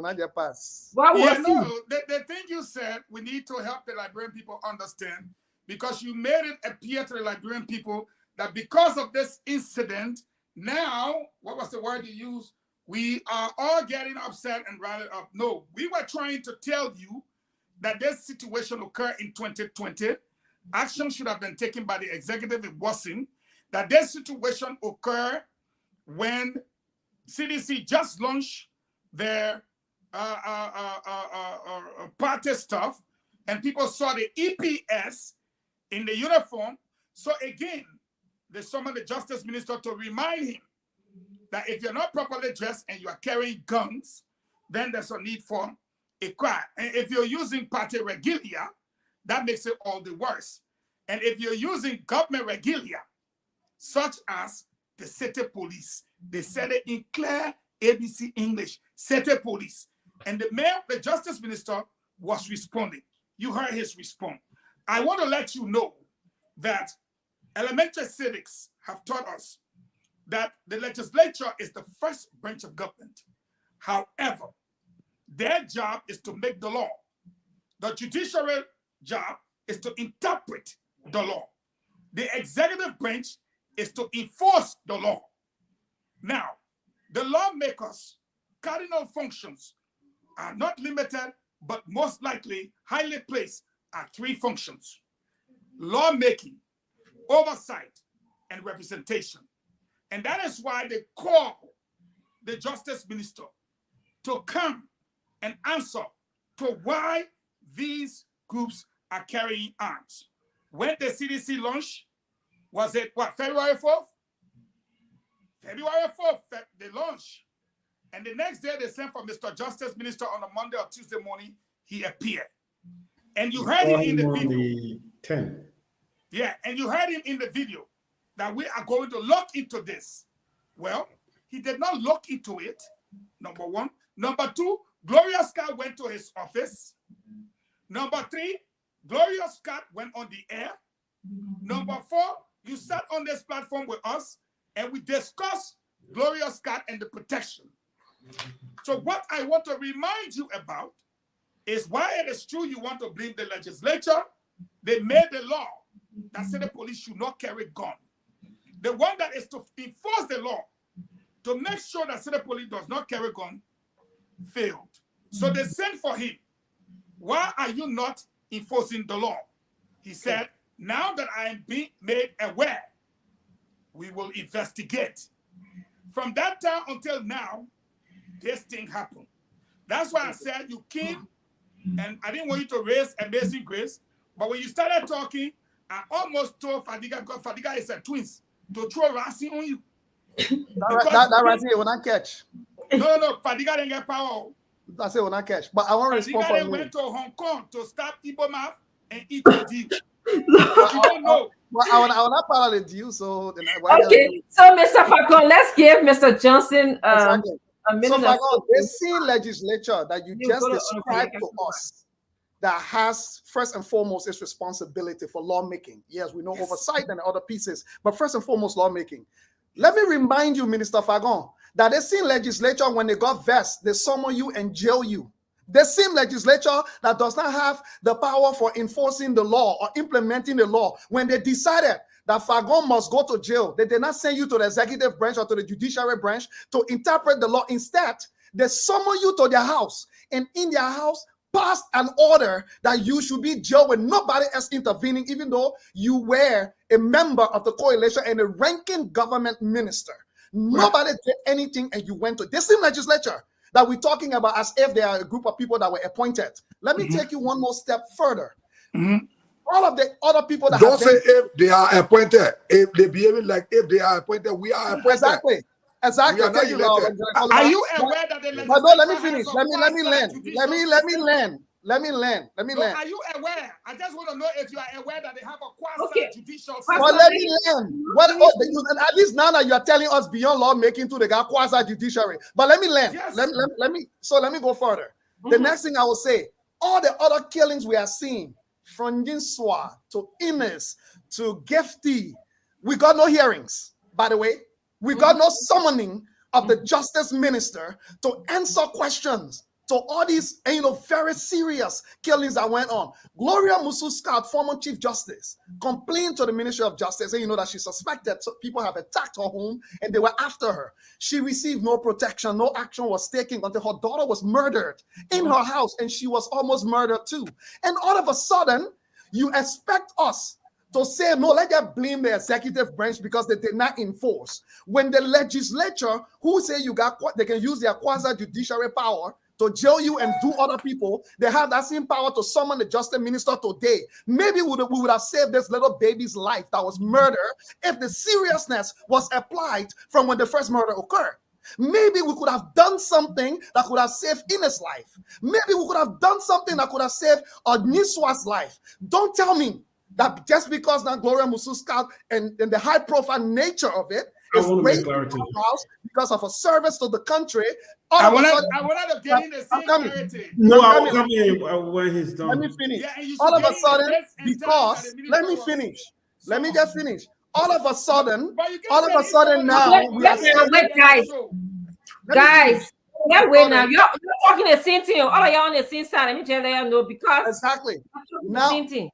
Now all of a sudden we are saying, oh, the legislature job that the first branch, they're supposed to make law. The executive is supposed to implement and enforce the law. The judiciary is supposed to interpret the law. So if we've applauded them, people applauded you going to Germany, who did not like you. They applauded you because the legislature took that decision. We're seeing them, if it is in their interest, that they are able to act sometimes in ways that we ourselves can be shocked. So my question is, let's not be in reactionary mode because another person might get murdered after Glorious Musu start death as we're talking here. Okay, so I want to clarify. Wait, Goody, I'm coming to you. 1 minute. So Johnson, are you saying that they should have locked up the legislature if they had the will? They should have locked up Minister Musa Din? I am saying, if they did their inquiry and felt that Minister Musa Din did not do his job, they got a lot of powers: a vote of no confidence, a direct order to say the legislature will do no work with the Ministry of Justice because of the vote of no confidence until action is taken if they are convicted. But what they believe, that we just saw the numbers. Where is the accountability of all of these people who got Unity Party color on their head and the other opposition party color on their head? The CDC is just 10, 25 to 10. And then we sit here and say, look, if you can come here and tell me the executive branch of government is so bad, right? They've done so much, they don't do their job and everything. They're in the same vein, tell me the first branch of government got no responsibility. We just keep blaming. We can't talk about what should be done. Let's just keep blaming all the people that are bad. I'm tired with the blame game. It's time to hold people accountable. Okay, come on in. You said you needed to make Leo talk about the legislature calling the justice minister or the Justice Department after the murder of Gifty, the murder of Princess Cooper. Yes, they did call. Thank you very much. And at that time, I was covering this, the legislature, specifically the Liberian Senate. They did call them. And what was the outcome? Any action was ever taken? Let it enter, because when you say things, you can interrupt people. I'm talking to a good day directly. Let me ask you. It should be true. Don't defend good day. If the legislature took a decision, what was the action that came? Okay, let's have some kind of order here. Can you start defending good day? Good day can talk. Good day right here. Let him go ahead and make his point. Yeah, you can talk when your tongue can. Good day, please go ahead. Okay. Go for it. Go for it, good day. Go for it. All the things said are not true. They did call.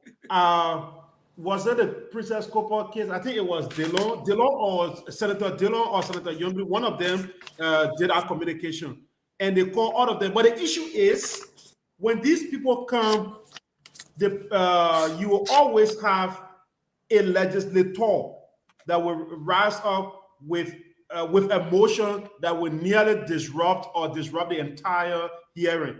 It happens in the Senate and the House of Representatives. A time when the Minister of Justice, one time the Minister of Justice appeared, they were talking about the three missing boys. They had several hearings on that. Senator Dillon raised that concern. They had several hearings on that. One time they called, and Senator Dillon was pushing that we must get justice in this. One CDC lawmaker woke up and raised the motion that they should allow the justice minister to go and come back and get his fundings, all of these things. I think it was Senator,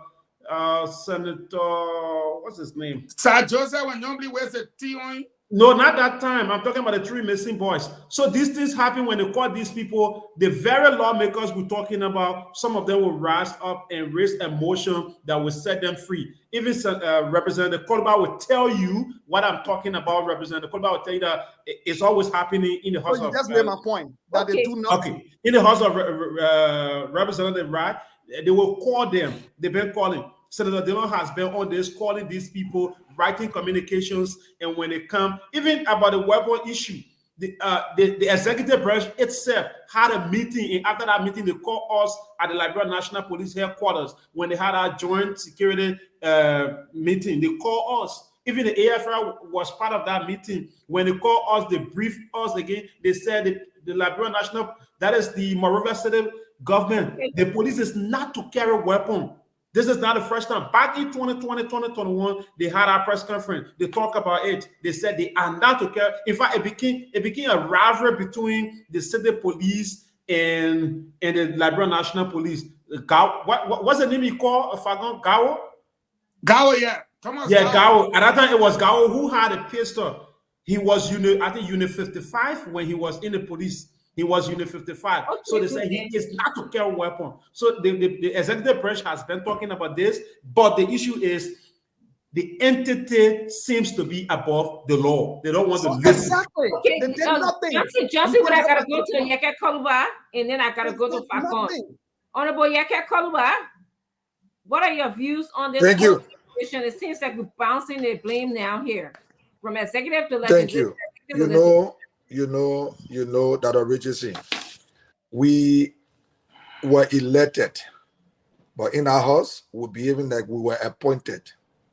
We work directly for the executive. That's how we look like. We are now a separate branch of government. We are ministry on the executive. Because if we are carrying on our function, the country will not run the way the country being run. Representative Koluba, thank you. Let's take, for example, we got Logan David and Sabato using a black Jeep. I wrote the international community, and they acknowledge that, yes, those guys are using the black Jeep. They're using a black Jeep, Sabato and Logan David. They got a lot of armament in the car in the night. When I got that information, I wrote the international community and the American embassy. It has been proven that, yes, it is happening. You remember 2014, there was an armed robbery that was carried on.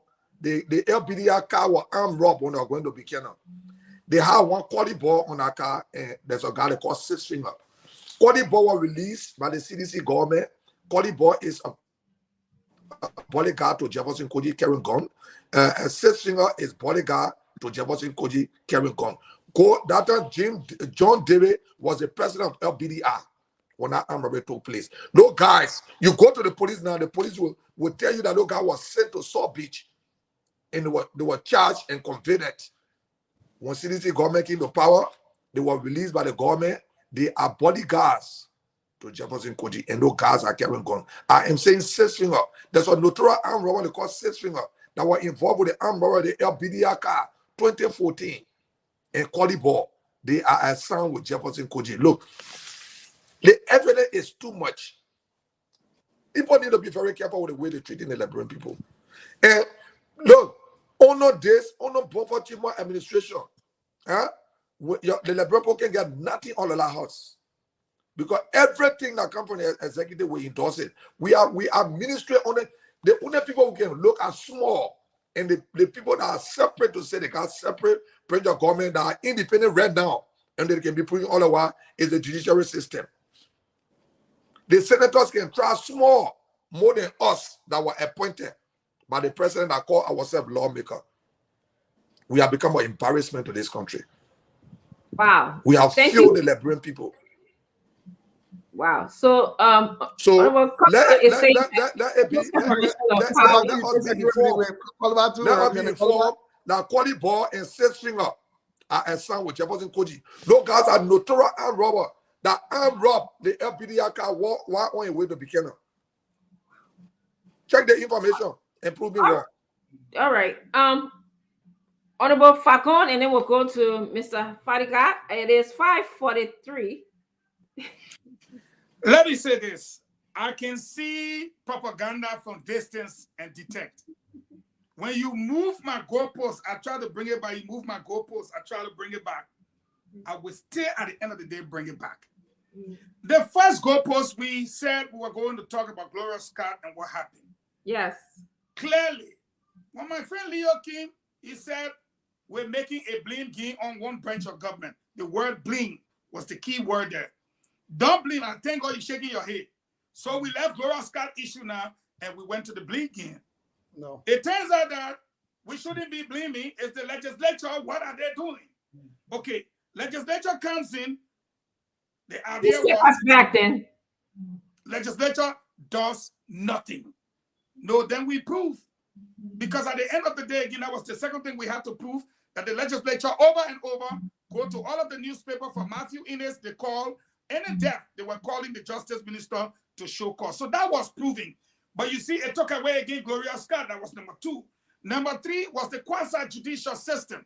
That somehow they jail me and they have the, yes, by law, they have a quasi-judicial system. It was the lower house that even jailed me. But we come back again. It took away the juice from Gloria Scott issue. I'm going to go back to Gloria Scott issue. Thank you. There is a gentleman by the name of Jefferson Koji in the government. He's appointed by the president to sit a mayor of the city.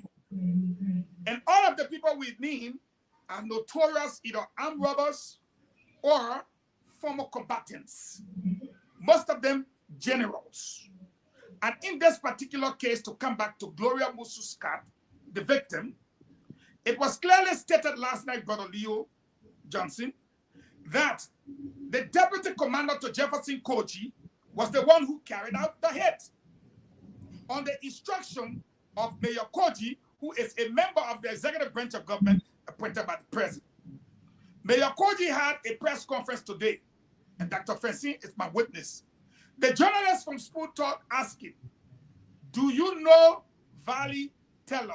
What does he do here, and why is he carrying a gun? This has nothing to do with blaming the executive. It has nothing to do with the legislature doing nothing. It has nothing to do with the quasi-judicial system. The Liberian people expected Mayor Koji to produce Valley Teller. Today is Friday. It was held in the evening. Valley Teller should have been sitting beside him. Valley Teller is nowhere to be found. When asked the question about Valley Teller, Mayor Koji said he's uncomfortable answering it. It's not his job to know who work here, who not work here. Quoting him. When asked as to whether Valley Teller, you the Senate mayor, you hosted the mayor. The yes. Go provide security for you. You say you not know who working there. Yes, you say you know who working there. When asked why was he carrying a gun, Mayor Koji said the security agencies will make that determination. My friend and brother, it could be you tomorrow. It could be your family tomorrow. You are on your way to Monrovia. Our country is going in a different direction. And what we're trying to draw here is not to shave a blame. They jailed me because they had that power under the quasi-judicial system to do so. And yes, the law provided for that. So they jailed me. But in America, arrest I even kidding out. Let them come for me now. I will say this to you. When this woman went and cried to the justice minister, the justice minister was under obligation to help her. And my good friend, Dr. Francine, was so upset. We had just spoken about the thing 3 days that somebody will hurt this woman. And 3 days after that, after she had gone to the justice ministry, after she had gone on the radio, she had cried for help, nobody paid her attention. So let's leave the blame. Let's leave legislature did nothing. Let's leave the quasi-judicial system, and let's look at the facts. Mayor Koji is running a de facto criminal gang in our country. And we name the people. His director is Thomas Gallo, former PSU officer. His deputy is a notorious killer, former ATU commander for plus and minus, Death Squad commander and commander in Sando for Ulimbo K, commander in Lofa, and right now, the deputy in City Police. Michael Hargrave, maybe you are too young to know him. If you call any inside part of Maria, people pick up and start running. He's the immediate bodyguard to Koji. Those things we're bringing to light needs to be denied. To say, no, it's not true. Because we're showing the pictures, we're showing the evidence here. And I think that's what we should discuss rather than moving the goalpost. The goalpost is to Gloria Musu Scott. That's where we're scoring now. You want to play go sit on a free time? No, it's only convenient when Mr. Johnson, Mr. Johnson, please, we're going to go to Mr. Fadika right now, okay? Mr. Fadika, you heard what Mr. Falcon said and the manner in which Mayor Koji responded when he was asked about his employee. What are your thoughts about the way you think that he responded? And before you even answer that question, I want us to play a videotape. James Gooden, you have it. And I'm playing this videotape for Liberians to remember all of the people who have died, and we have no answer, no investigation, no reports as to what happened to them. Okay. And now we have another situation at hand, which is Madam Musu Scott's daughter in her situation, and we don't even know. No hair, no tape as of now, although we have preliminary report from the police. James, please play that, please. I'm also going to extend the time for 15 more minutes because the conversation is good. I hope I don't have bad dream tonight. Go ahead, James. Good day. I'm coming at Saturday, Sunday. I'll be back. Let me give my time to Fadiga. Fadiga, oh, there you are. Good day. You got something up already. But Fadiga, please go ahead and talk. Oh. So what I was saying is just to pick up from where my good friend Fangon stopped. Look, Jefferson Koji behavior started way back. Maybe good day. If you can find it, that's fine. During the Salif administration, Jefferson Koji was once arrested and jailed for kidnapping and brutalizing a young man at the CTC headquarters. Mm-hmm. And if you see that guy's face, it's like something from a horror movie. The video is on YouTube. If you see the face, I think I played a couple of years ago on my show. This guy was brutalized by Jefferson Koji, the younger than Jefferson Koji, for which he was arrested. And because of the noise, Salif didn't like too much noise. They freed him at that time after spending some time. Jefferson Koji had proven to be completely unhinged, uncontrollable in Liberia. This young man have threatened protesters, have done things with impunity throughout the years of the WIA administration. So the security and everything, this is nothing new. Those that's in charge to do something have not done anything, so we are where we are. But let me go back to Madam Gloria Scott. For a former justice, where I'm a little conflicted is she went to the police. Yes. She cried that people were going after her. What did she do about it? Did she hire private bodyguards? Did she hire more men? Because from what I'm looking at, it looked like there were only females in the house. I'm not hearing about the third person or who was in the house to protect her. It seemed like everything that I've heard so far over the news, it seemed like there were only 3 people in the house. All the story that I've heard, it just seemed like she, her daughter, and the other person that is right now in the hospital. And 2 private security officers. The private security officer, while all this was going on. Just a week ago. They had higher private security. And they couldn't do nothing to protect her. They were overpowered based on the testimonies that came out. All right. Yes. Sorry, I didn't get that point. So, like most people believe, this is an insider job. Like I told you, I was told by a well-placed source within the Liberian National Police that told me that a lot of these hate crimes that are done in the form of robbery and something that has been the government MO to eliminate or silence their opponent. They have used it forever, and they have done it with impunity. Look how Matthew Innes died. They said the guy was standing on the road mysteriously at 12 midnight or something in the night, and one group said he was hit by a car. We had a bunch of young men that talking to the hub. It was just different conflicting story. At the end of the day, nothing came out of that case. So Liberia is completely unsafe. The president told us to grab CC camera. We have a police commander that have proven to be very incompetent. So there is one solution to this problem. Honestly, we can say all we want. We are in this predicament because let me tell you something. The Zokos or those different criminals that are roaming around Liberia right now. 6 years ago, under the Salif administration, yeah, people died, but it was not like this. Zokos are out of control in Liberia. I spoke with another source on the ground that I sent around to interview these people. These guys are giving drugs. They are giving corridor by the government. And because one guy told me, say, if you go to the ghetto right now and ask the people who you want to vote for, a lot of them will say they will support George Weah.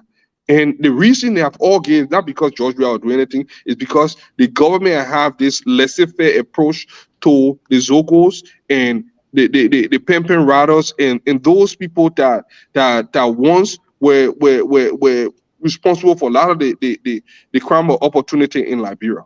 So Okay, thank you, Mr. Faga. So James, I would love for you to play this video here of all of the victims in Liberia that are unsolved. We don't have any resolution to why they were killed or murdered. So can you please play the video for us?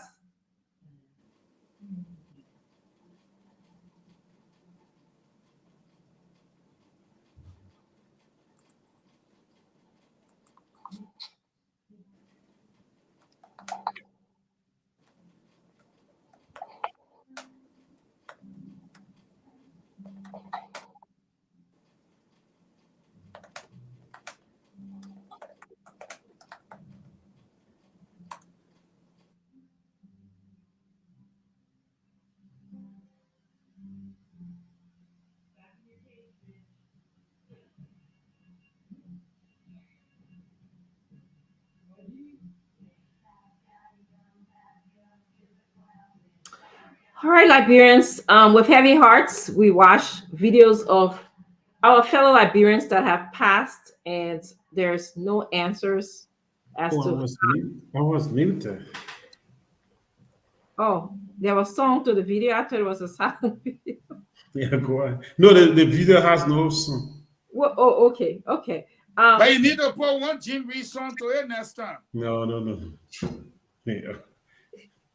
Okay, let me just compose myself here. When you see twins now, you can be excited. Fago, you try to put me in a situation that I can't handle. Listen, look, we want to go back. It's 5:56. We want the Liberian people to participate in our conversation here tonight, and we will continue to discuss this because this is not just a security issue. It is an economic issue. What investors will come to our country looking at our country in such a condition? We are creating opportunities for the international bodies to put another notification out to the world and say, listen, Liberia is this way or that way. And when we have poor economic situation, the security issues worsen, okay? Because it's just survival of the fittest sort of situation that happens. I want to call Yekesi to please come. Let's go to the phone line. And I want you guys to answer for me. If you got, first of all, what did you guys think about the way that the mayor answered the question? And you can also extend your sympathy towards Madam Gloria Scott because our country is in mourning at this point. Yeah, I guess you can come on now.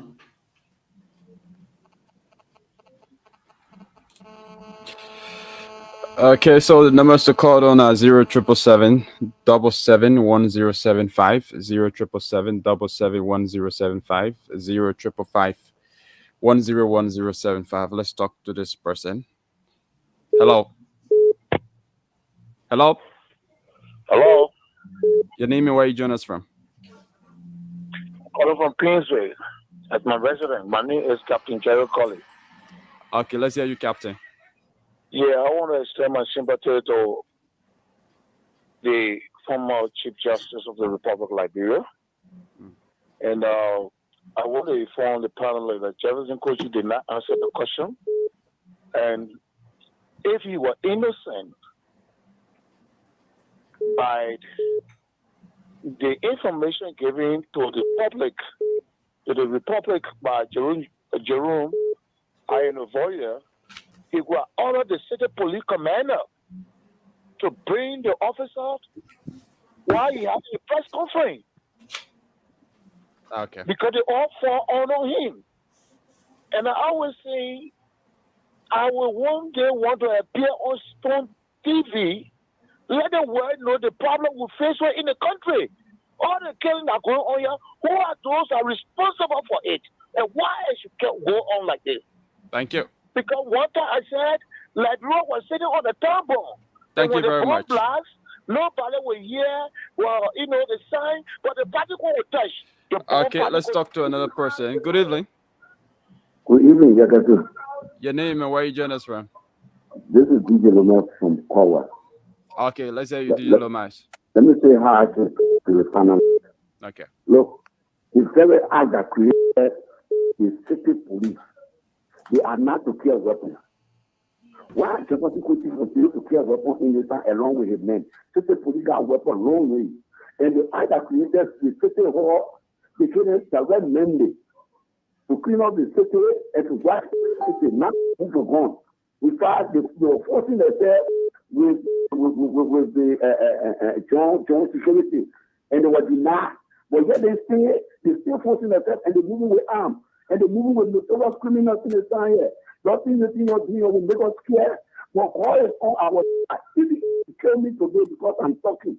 Somebody will come more than me. Children, those that doing the killing. Your children will feel it. All those that know about this killing are going in the country. Thank you. Don't consider that he won't be able to be born with you. Thank you very much. Let's talk to another person. We don't have time. Good evening. Hello? Your name and where you joining us from? Hello? Yeah, hello.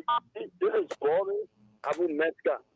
I called from District 6 SD Cooper Road. Yeah, let me appreciate the panelists this evening for the show and the discussion. Let me first extend my condolence to the honorable woman.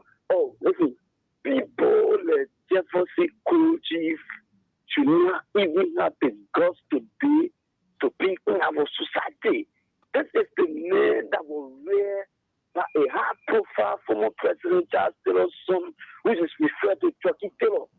This man lived with Charles Taylor's son on the Congo Town Park Road. He endured a lot of the wicked acts of Chucky Taylor, and a lot of atrocities that Chucky Taylor carried on in the on the SD Cooper Road in Pedestal, the Pipisa. This mayor that we refer to today as Koji was part of that act that went on today. Today, Koji name is all in the media.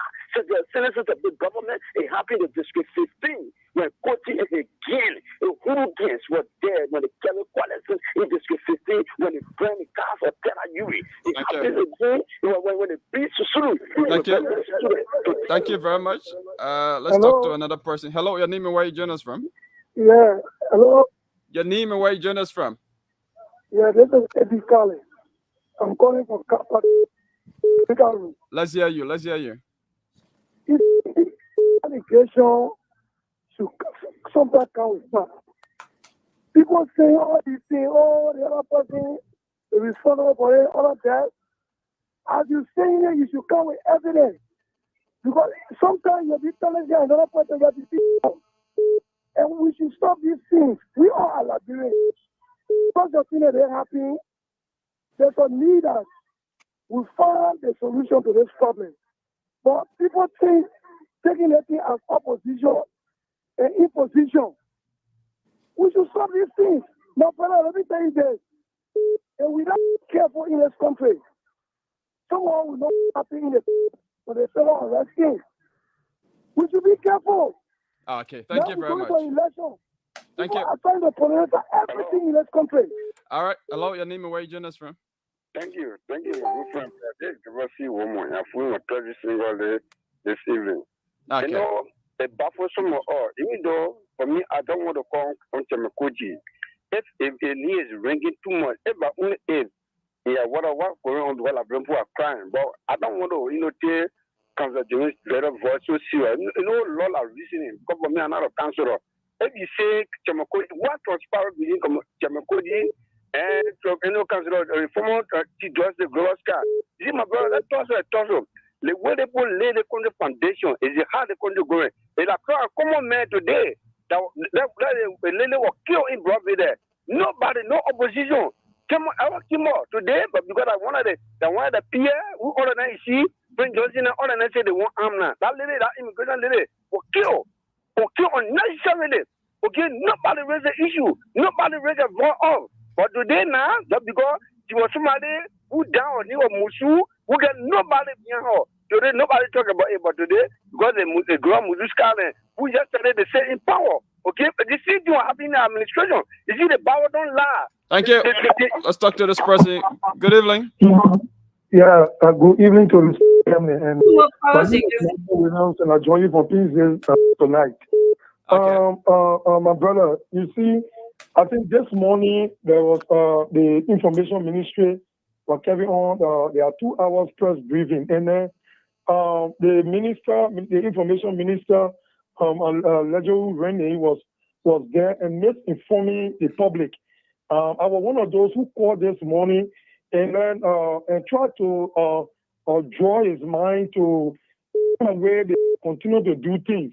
You know, the issue about the justice minister. I mean, it baffles me this morning to have heard after I make the minister to understand that the former justice minister when the former chief justice went and complained to the present justice minister about attack on her life 2 different times. The minister came in defense this morning. You were arguing with me bitterly on the radio this morning. The former justice minister, Muslim Scott, never went to the justice minister, friend Musa, to inform me. It never happened like that. I should stop lying. I have to call me this morning. So you see the kind of way things are going on. Thank you. Should we take more calls? One more call. That's it. Then we'll go to closing. Okay. Hello? Yeah, hello, Chief. How are you? I'm okay. Your name and where you joining us from? Thank you. This is the voice of Chief Patrick. And let me say good evening to the panelists across. Chief, some of us, we are afraid, in fact, to even come up whenever they have prayed, most especially from 6 o'clock in the morning up to 6 o'clock in the evening. Look what happened.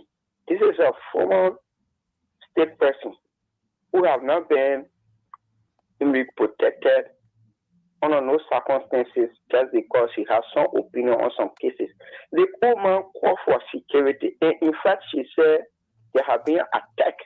Let's take for God's sake. Let's put all political issues aside. The old man called for she called for security. There have been attack at her house.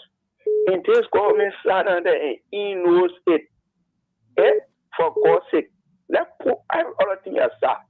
Even if Jesus Christ can come today to judge us, look, President, we are in his entire crew, including Jawaji Koji, later knowing Jawaji Koji. They will go to hell. Thank you. Okay, thank you. We're gonna play the video again as we close. Panelists, I'm going to ask you to please prepare for closing. We're going to begin with Mr. Fadiga, then we're going to Mr. Johnson. And actually, I'm sorry, let's begin with Honorable Yeke Koluba because he's here using his data, just volunteering his time. And then we're going to go to Mr. Fadiga, Mr. Johnson, and then I forgot to. You're not using my data. I'm just joking. Oh, hey. Very close. That are different. Right, Mr. Fako. So then we're gonna go to you, Mr. Joseph. So what video you want me to play? Then Fagon, and then we'll go home. I'll take us home. Go ahead. Which video you want me to play?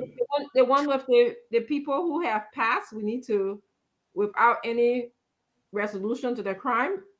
That video that you played. Oh, okay. You told me that you are muted, so that's why you unmuted, James. No. I said I did not add music. He said there's no sound to it. It's just I said no sound. This is the immigration lady the caller spoke of. Former Representative Lawrence. Elof Lawrence, yeah. Elof Lawrence. Josh, he was with LRA as well.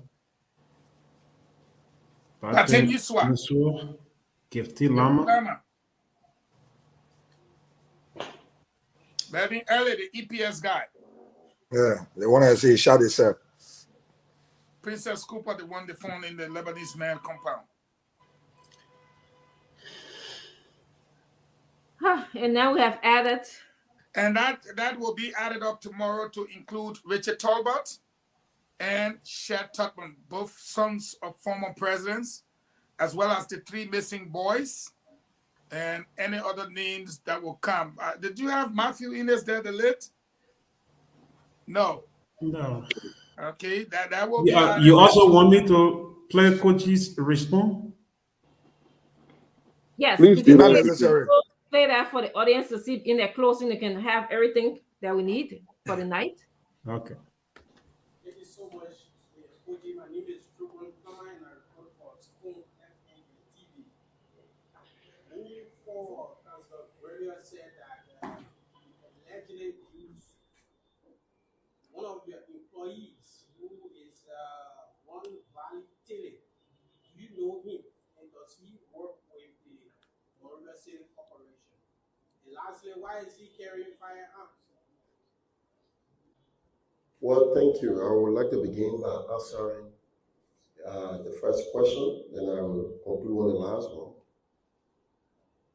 If you're concerned about Monrovia City Police or whosoever carrying firearm, I will encourage you as a journalist to read the act that created the Monrovia City government.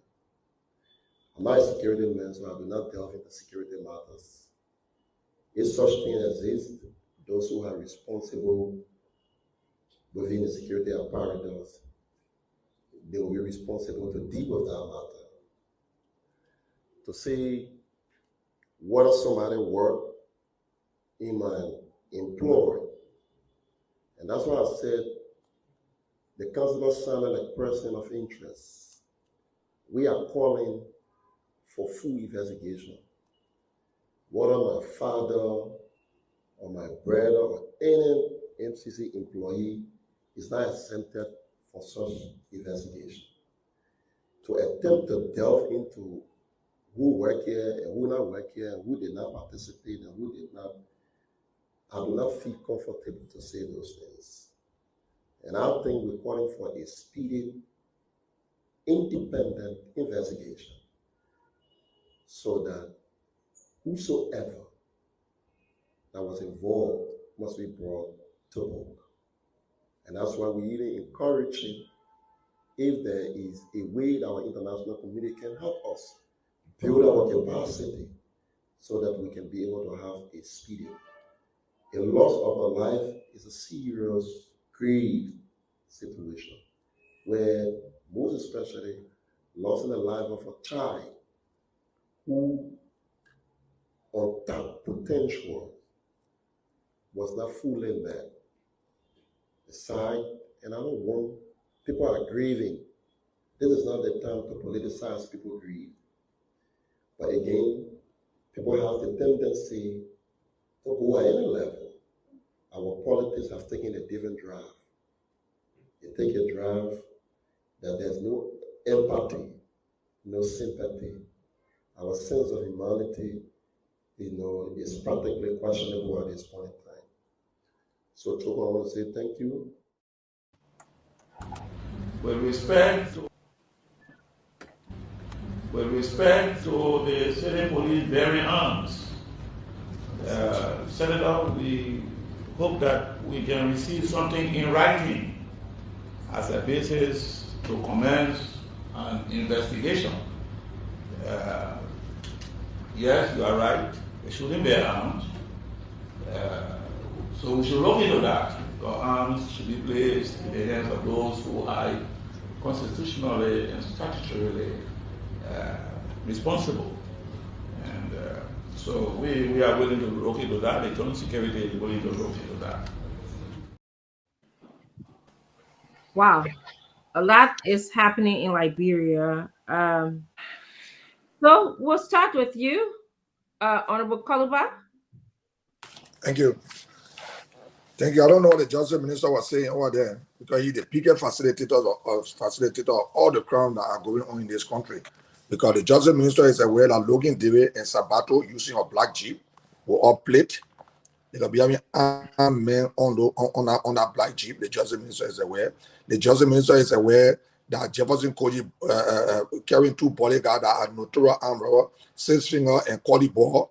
The Justice Minister is also aware that Collie Ball and Six Finger were involved in the armed robbery of the LBDR car that was on the way to Buchanan. And that prosecution was done by the Justice Ministry, and those people were found guilty and placed behind bars to the Central Prison. And those people were released. The Justice Minister is aware that those people are behind Jefferson Koji are bodyguard. So everything that happened in the country, what are good, all the bad things that happen in the country, it will be concern of the Justice Ministry. So he shouldn't pretend we want to. I mean, I want to extend my sympathy to the Oman and Scott, and they will just keep being strong, because all the things that went on with the EPS, the immigration officer, the other people, gifty there, nothing have come out of it. And her only daughter case, we don't pray for it, but I know nothing will come out of it because the people know what's going on. I want to say thank you for the show. I'll be available at any time. Send me the link. I will come on the show. Don't give me prior notice. Just send me the link anytime we'll be on the show. Let me say thank you and God bless everybody. Thank you. Thank you so much, Honorable Koluba, for your support of Liberia's People Network. And we appreciate you being available for the show. Thank you. We'll now turn our attention to Fadiga. Mr. Thank you Fadiga. so much. Thank you so much, Doc. Sorry I was late. I think I know you know what happened. But I hope to make regular rounds on the show.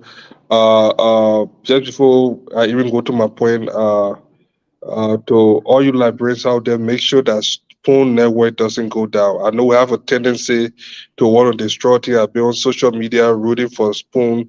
You may hate stand on, hate whatever, but this is an integral is now an integral part of our information dissemination apparatus.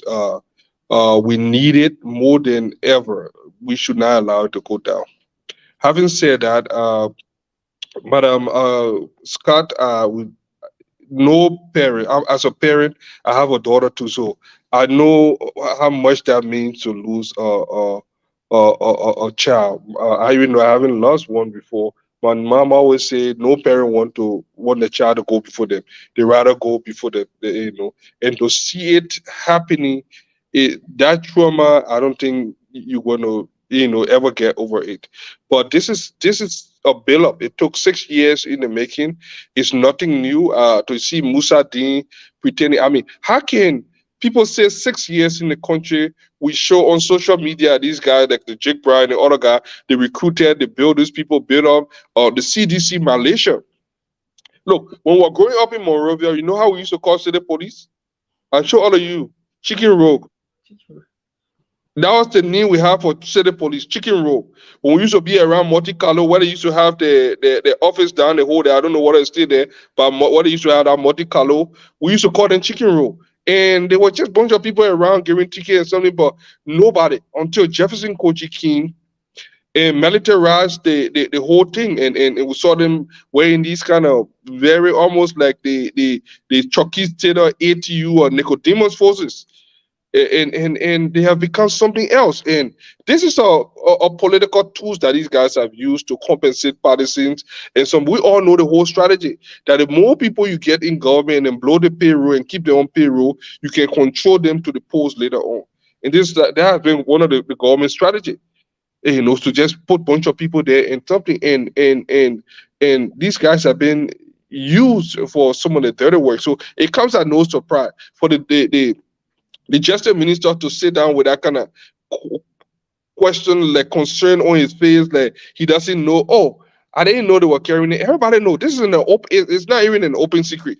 This is everybody know what is going on in Liberia. And for the Jefferson Koji to say that, oh, the act. Which act is he referring to? Which act does he know that the justice ministry doesn't know, or the justice minister doesn't know? It shouldn't have happened, but it happened. Things that should not be happening is happening. We have a government that have complete disrespect for our rules and law, disrespect for our constitution, people that sworn ought to protect and uphold the laws and constitution of our country. So we know the solution. The solution is in November. The solution is in October, I mean. That's the solution to this problem. October, if your life is better 6 years later, I mean the UP correction, we can talk about that later. But if your life is better 6 years later and you want this to continue or even get worse for the next 6 years, then you know what to do. I'm not going to tell you what to do, but just going to keep happening because we have people in power that do not respect our laws, do not even respect us as citizens, and they think that they can do anything with impunity. So it's unfortunate, but there's no end to this. The solution is in October. We know what to do. Thank you, madam. Yeah. Thank you. We'll be seeing you soon again too. Yeah, thank you so much. Mr. Johnson. Thank you, and thank you, everybody. Good to see you here. I will say a few things here. I think this attitude is not just in Liberia, it's in the diaspora as well. That we want to be judge, jury, and sentencer at the same time. It wouldn't work in my case. I know enough and I know better that when people are accused of crimes, right, that it's not enough to make conclusions from stopping that. That is the reason why people are pushed to say, let's investigate. Now, we can cite all the flaws in Liberia, right? The issues of our justice system, which we all know, the incapacity of it. But the one thing I will not do on any public platform is to sit here and say, because someone was alleged of doing this crime, that we agree that the person is guilty in the court of public opinion, where there are no order, there are no rules in the court of public opinion. It depends on what people think. It's good to discuss the allegations. It's fair to discuss the allegations to see so that the Liberian people understand what are the allegations being made. But I will not sentence anybody until when people are convicted. Now you ask me why. Let me give you an example. The Truth and Reconciliation Commission, right? After all the water happened in Liberia, in fact, there are tapes on YouTube, and, of Prince Johnson and Samuel doing all the crimes with the faces of the individual. It still took a process of the TRC to document and organize the evidence in a way. And even with that, we are still fighting if there will be war crimes court or not, right?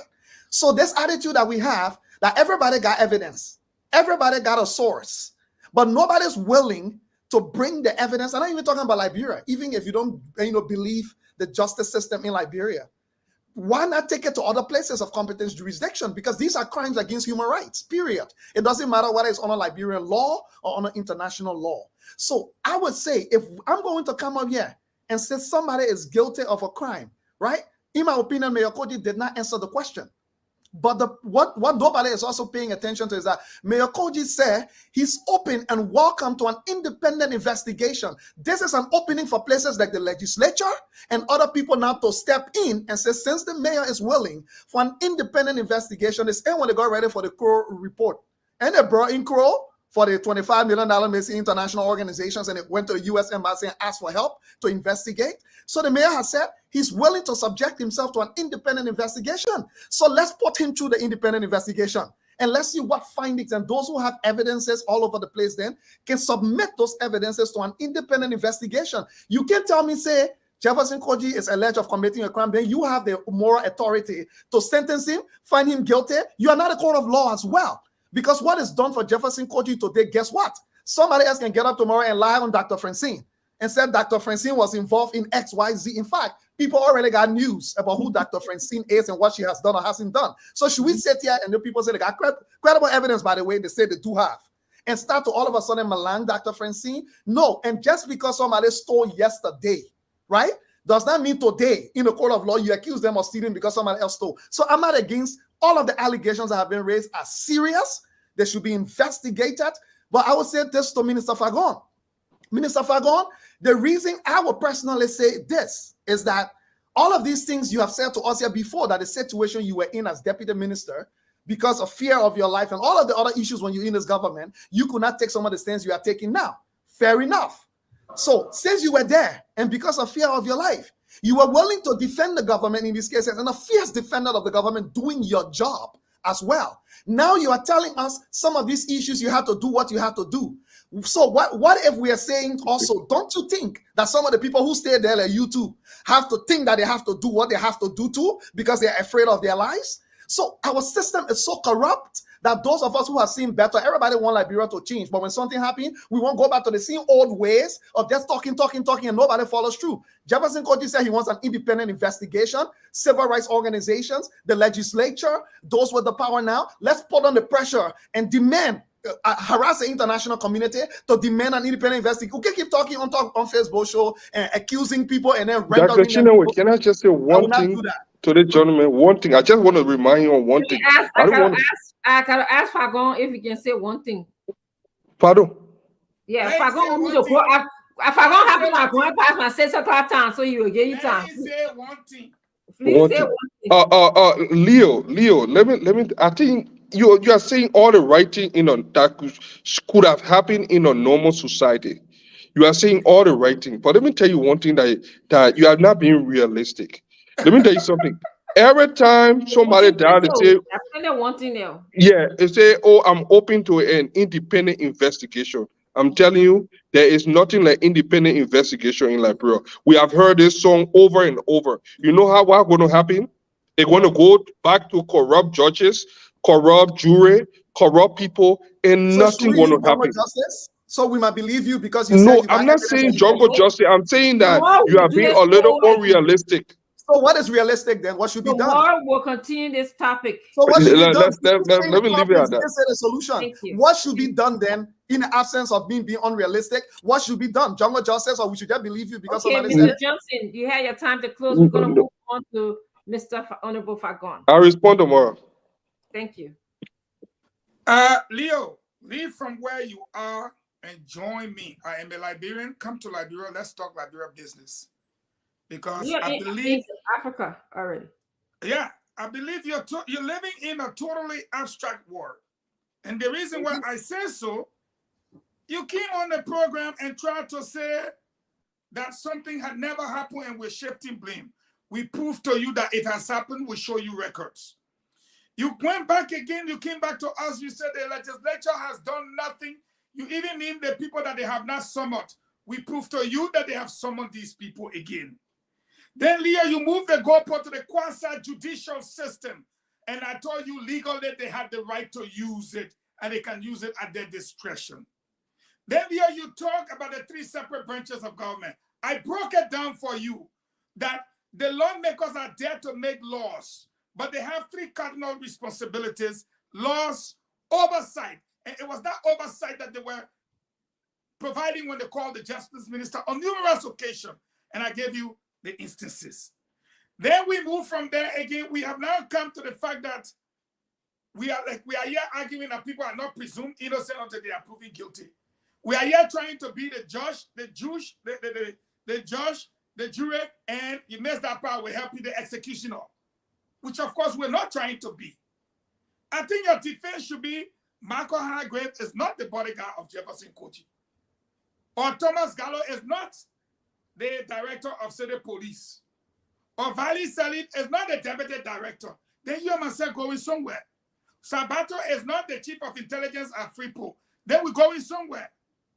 These are not allegations, my friend. These are facts. They are in the employ of our government. And thankfully, you are sitting before the former deputy minister for press and public affairs for 3.5 years, who held the information basket for the defending government. Those people. Now, wait, now I will come to that one. Let me go to the real one because Dr. Francine wants to run away. I told her when she will leave, she believe me. And if she humble us tonight, we got twins on the show. So, yes. Now, let me say this to you. And I want to speak Liberian English so Liberian people can hear me because they are Canadian English, they understand it. They make you on the show line now, Cherum for you. He said, oh, Jefferson Koji, now you tell Valley Teller to go kill a woman. Valley Teller was supposed to kill a woman, but Valley Teller ain't able, so Valley Teller killed a woman, Toro. Valley Teller that your deputy in your office for operation. I want to level your face because I want the Liberian people to start looking at you funny. They want that accusation, that allegation. It's a fact that Valley Teller is the deputy in the main place. Well, you are chief spokesman for all these people. So why you just go ahead and make your point? So that 2 of them now they accuse you. Today, Friday, that working day in Memorial.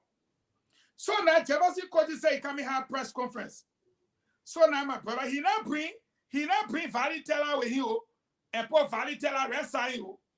Valley Teller lost now. We can't find Valley Teller. Valley Teller not go to work today. Then I was spoon man when I asked him, say, oh, Mayor Koji, thank you for talking.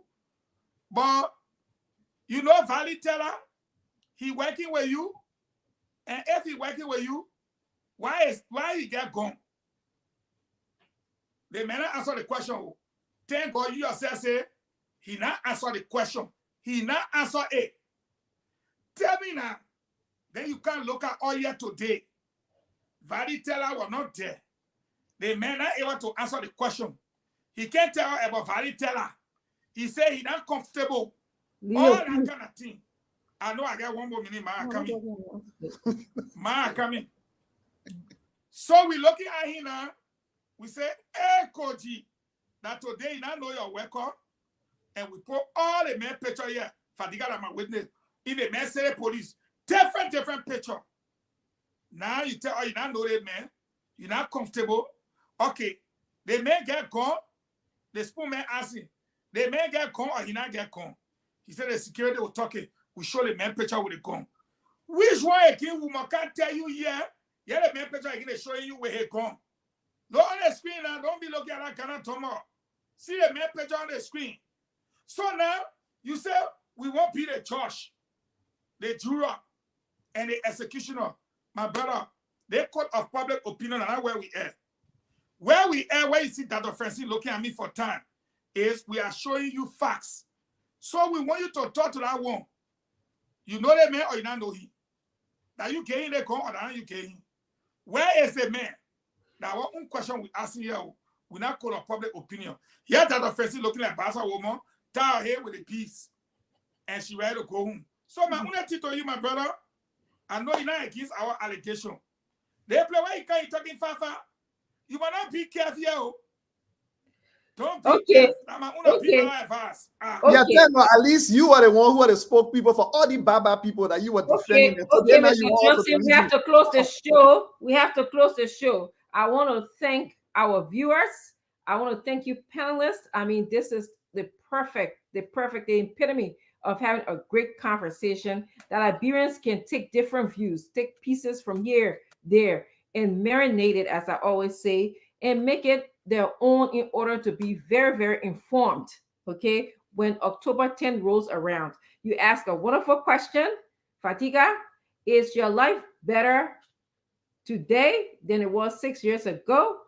That is what's supposed to be in your head when you go on to go and make a new choice. Your responsibility as a citizen. I would be so out of pocket, out of context, if I didn't speak about the psychology of what happens to a country that has been under this trauma, this vicarious trauma, obviously to its citizens, and also the trauma that happened to Madam Gloria Scott and her family.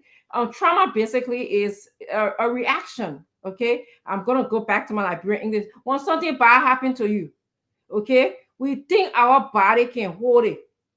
The body, the way how it was designed, it can't hold it. Okay, you can see some of us will start shaking. Okay, you can see some of us will get confused. You can see some of us, the things just keep playing in our head over and over and over. That's how we know, we the people who went to study this thing here, that's how we know that something has happened to the person. Now, you don't have to be to the site where the thing happened, where the trauma happened.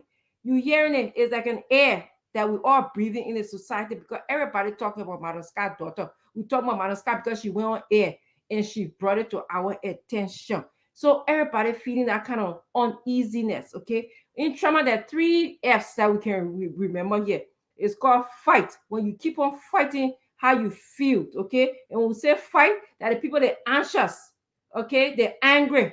Everything making them vex. In the past few days, you see everything make you vex. One man called, he said, "Oh, I got arguing with the man. I told the man what happened to me." And so everything is just irritating. Whether that fact or whether that fact, you just irritable. You can't sit down one place. That one of the F there. That if the fact. One of the other one that the one we call the freeze. That one part you can just sit down and you be so numb. The people can be yelling, say you're just sitting down there, you're not even talking. The people can be talking about like your business. You say, that other people's business, you don't even care because you don't want to think about it. Because when you think about it, it can just bring bad feeling to you. So your body responds to it, you just numb. You can't feel anything, you can't hear anything, you don't want to talk about it. Even your boyfriend says, "I can't touch you," you can't even feel it. You go touch your girlfriend, you can't even feel nothing. Okay? Then the other one that we have is called flight. That one that the people who they want to avoid situation. Okay, we call avoidance. We in it, the people say avoidance. That part you just sit down there, you won't go near, you won't see blood. You know, some people don't want to see even any kind of animal or anything near them. So they are just avoiding this kind of situation. They're avoiding any kind of horror. I think about the man who actually put the children in the car and what he saw. That man is traumatized. Okay, he saw somebody, he was carrying a dead person. And that man, his story is not isolated. I've heard a story where the people who take bodies to the hospital or injure people, many of those people die on the bike too, on a bike, holding the dead person, holding them. We are all traumatized. So it brings confusion where our children can't learn. When they go there, explain their memory, they can't hold in information. So what do you do about it? All the things that happening, you talk to somebody, because right now we ain't got the capacity in our country. We ain't got all the Google system in our country, the place where you can go sit down and talk to somebody. So if we got Grand Hospital, at least if you're feeling so bad that it's disturbing you when you go to work, when you interact with your family and everything, please go talk to somebody. Don't bear this thing alone. Okay, our country eventually will be better, but right now the place where we got everything. So I beg you that what making our country the way it is, that nobody not thinking, nobody not doing the right thing. We are just there as it is, but we'll keep talking, because October 10th, you got to make a major decision. If you want to be traumatized, the whole country, we want to be blowing car home, we walking in front of the car, we can start to look. That will happen to us. But I want to thank our panelists, Mr. Fadiga. I want to thank Mr. Johnson, and also good day. You are going to close us out. If you can just play that video again. I have an announcement. Yes, Mr. Falcon, please, any announcement, go ahead. If you are just joining us, tomorrow call your friends. Tell them if they miss Spoon Talk tomorrow, they will not have the evidence that Leo is asking for. We will bring evidence here on this platform like never seen before. And at the end of the day, what will be explained on this platform will shock the entire country. I mean, we are bringing the real issue here tomorrow. And the reason why you didn't get it today, because we want everybody to be in their homes tomorrow. Is Saturday. Tomorrow, we will drop one of the biggest bombs in information history in terms of breaking news. So if you're listening to me, save your data. Don't even use it during the day tomorrow. Get ready for Spoon Talk by when Dr. Francine Cowan, even 6 o'clock. She herself would say she don't want to look at the time. It's too devastating. We expect people to flee. Government officials involved to flee. I gave more time today. What are you talking? Leo, please make an announcement. An announcement quickly, Dr. Francine. I send you a flyer. Can you want me to send it to James? Or you? Oh yeah. Oh, James, sorry, I'll send it quickly. So do you want him to play it or show it? It's just a flyer. Yeah. Yes. He can show James, please show the flyer as please send it to James. Yeah, and then Leo make the announcement. Yeah, so quickly, everybody. I know I've been going to Liberia. A lot of people have been asking about opportunities and ways we can attract more funding for people in the non-for-profit sector, especially who are doing amazing work outside of politics and government. So I've taken this time. We'll be hosting a seminar around opportunities by educating grassroots organizations and how you can attract funding beyond the borders of Liberia. We've done a lot in Ghana. We've done a lot in other places, Nigeria as well. It's time to bring it home. It's only for non-profit leaders. James, I put it in the group. Sorry. Yes, I logged out from the computer. I'm logging back in. Okay, sorry. It's only for non-profit leaders, executives, and founders, because the seminar is going to be at a leadership level to allow leaders to start to figure out how they can structure their organizations. And if you want to know, we've mobilized right in Liberia for one small grassroots organization. We've mobilized the first 100,000 United States dollars from Canada directly. So I'm not talking things that we haven't tried. We wanted to test it out. When we wanted to test it out first to make sure it works. And the formula has worked. We've mobilized the first 100K US. So we want to see how we can start to spread this knowledge, experience, and expertise, because a lot of the organizations in Liberia actually qualify for a lot of these resources out here that they can start to mobilize to help their work, improve their work. So you have to email to register. We want to have about 30 to 35 spots. So we will shut it down at the 30 to 35 spots, and hopefully we'll do more in the future for others who may not make this round. Thank you so much. Okay. And once again, the CEO will be appearing next Tuesday. The CEO, Dr. Honorable Mr. Everything, Potato Green Rest, always getting in my magazine, will appear next week, Tuesday. Brace yourself. Brace yourself. Next week, Tuesday, we expect the platform to be choked because the information will have some yolk. Oh, okay. Okay. James? So, yes, just to close, we should not, Minister Fago, I'm sorry, stop getting vexed with Leo. Leo is on his way to Liberia. Yeah. James, don't even go there. Don't even impugn my credibility. That's why I worked for government before. That Fago didn't work for government. Me, I work for government. No, I so say- Okay, check is still going to you see what I close. wanna say you going like bureau chief. Bye-bye. Okay, done. The show. Bye-bye, everybody. It's past 6 o'clock. Starting tomorrow, I'll wear costume. I've been going to Liberia Okay. every time. I am being a lawyer at my first time. I can go 3 times a year. But why are you changing your costume 3 times a day? Because I brought plenty this time around. That's the only problem. Why you brought plenty this time? Oh, because I want to wear costume. I get to seek permission and give to wear costume. Let them catch you in that time running behind chicken and you so run behind. You know the difference between chicken and duffer. I see you. You're bye, man. You're good night. Okay, so before we go, let me just make the announcement. Tomorrow, I just got it. Tomorrow, Councilor Jerome Vrede will be on. Again, let me just make this announcement before we go off completely. Tomorrow, Councilor Jerome Vrede will be on. Remember, it was Councilor Vrede who came out with the allegation against the Monrovia City government. So tomorrow, it's going to be a fire on the mountain. See you. Don't miss it tomorrow at 8:30. It's going to be fire. So Councilor Vrede will come on tomorrow to expand, and you're going to get it raw. So bye-bye.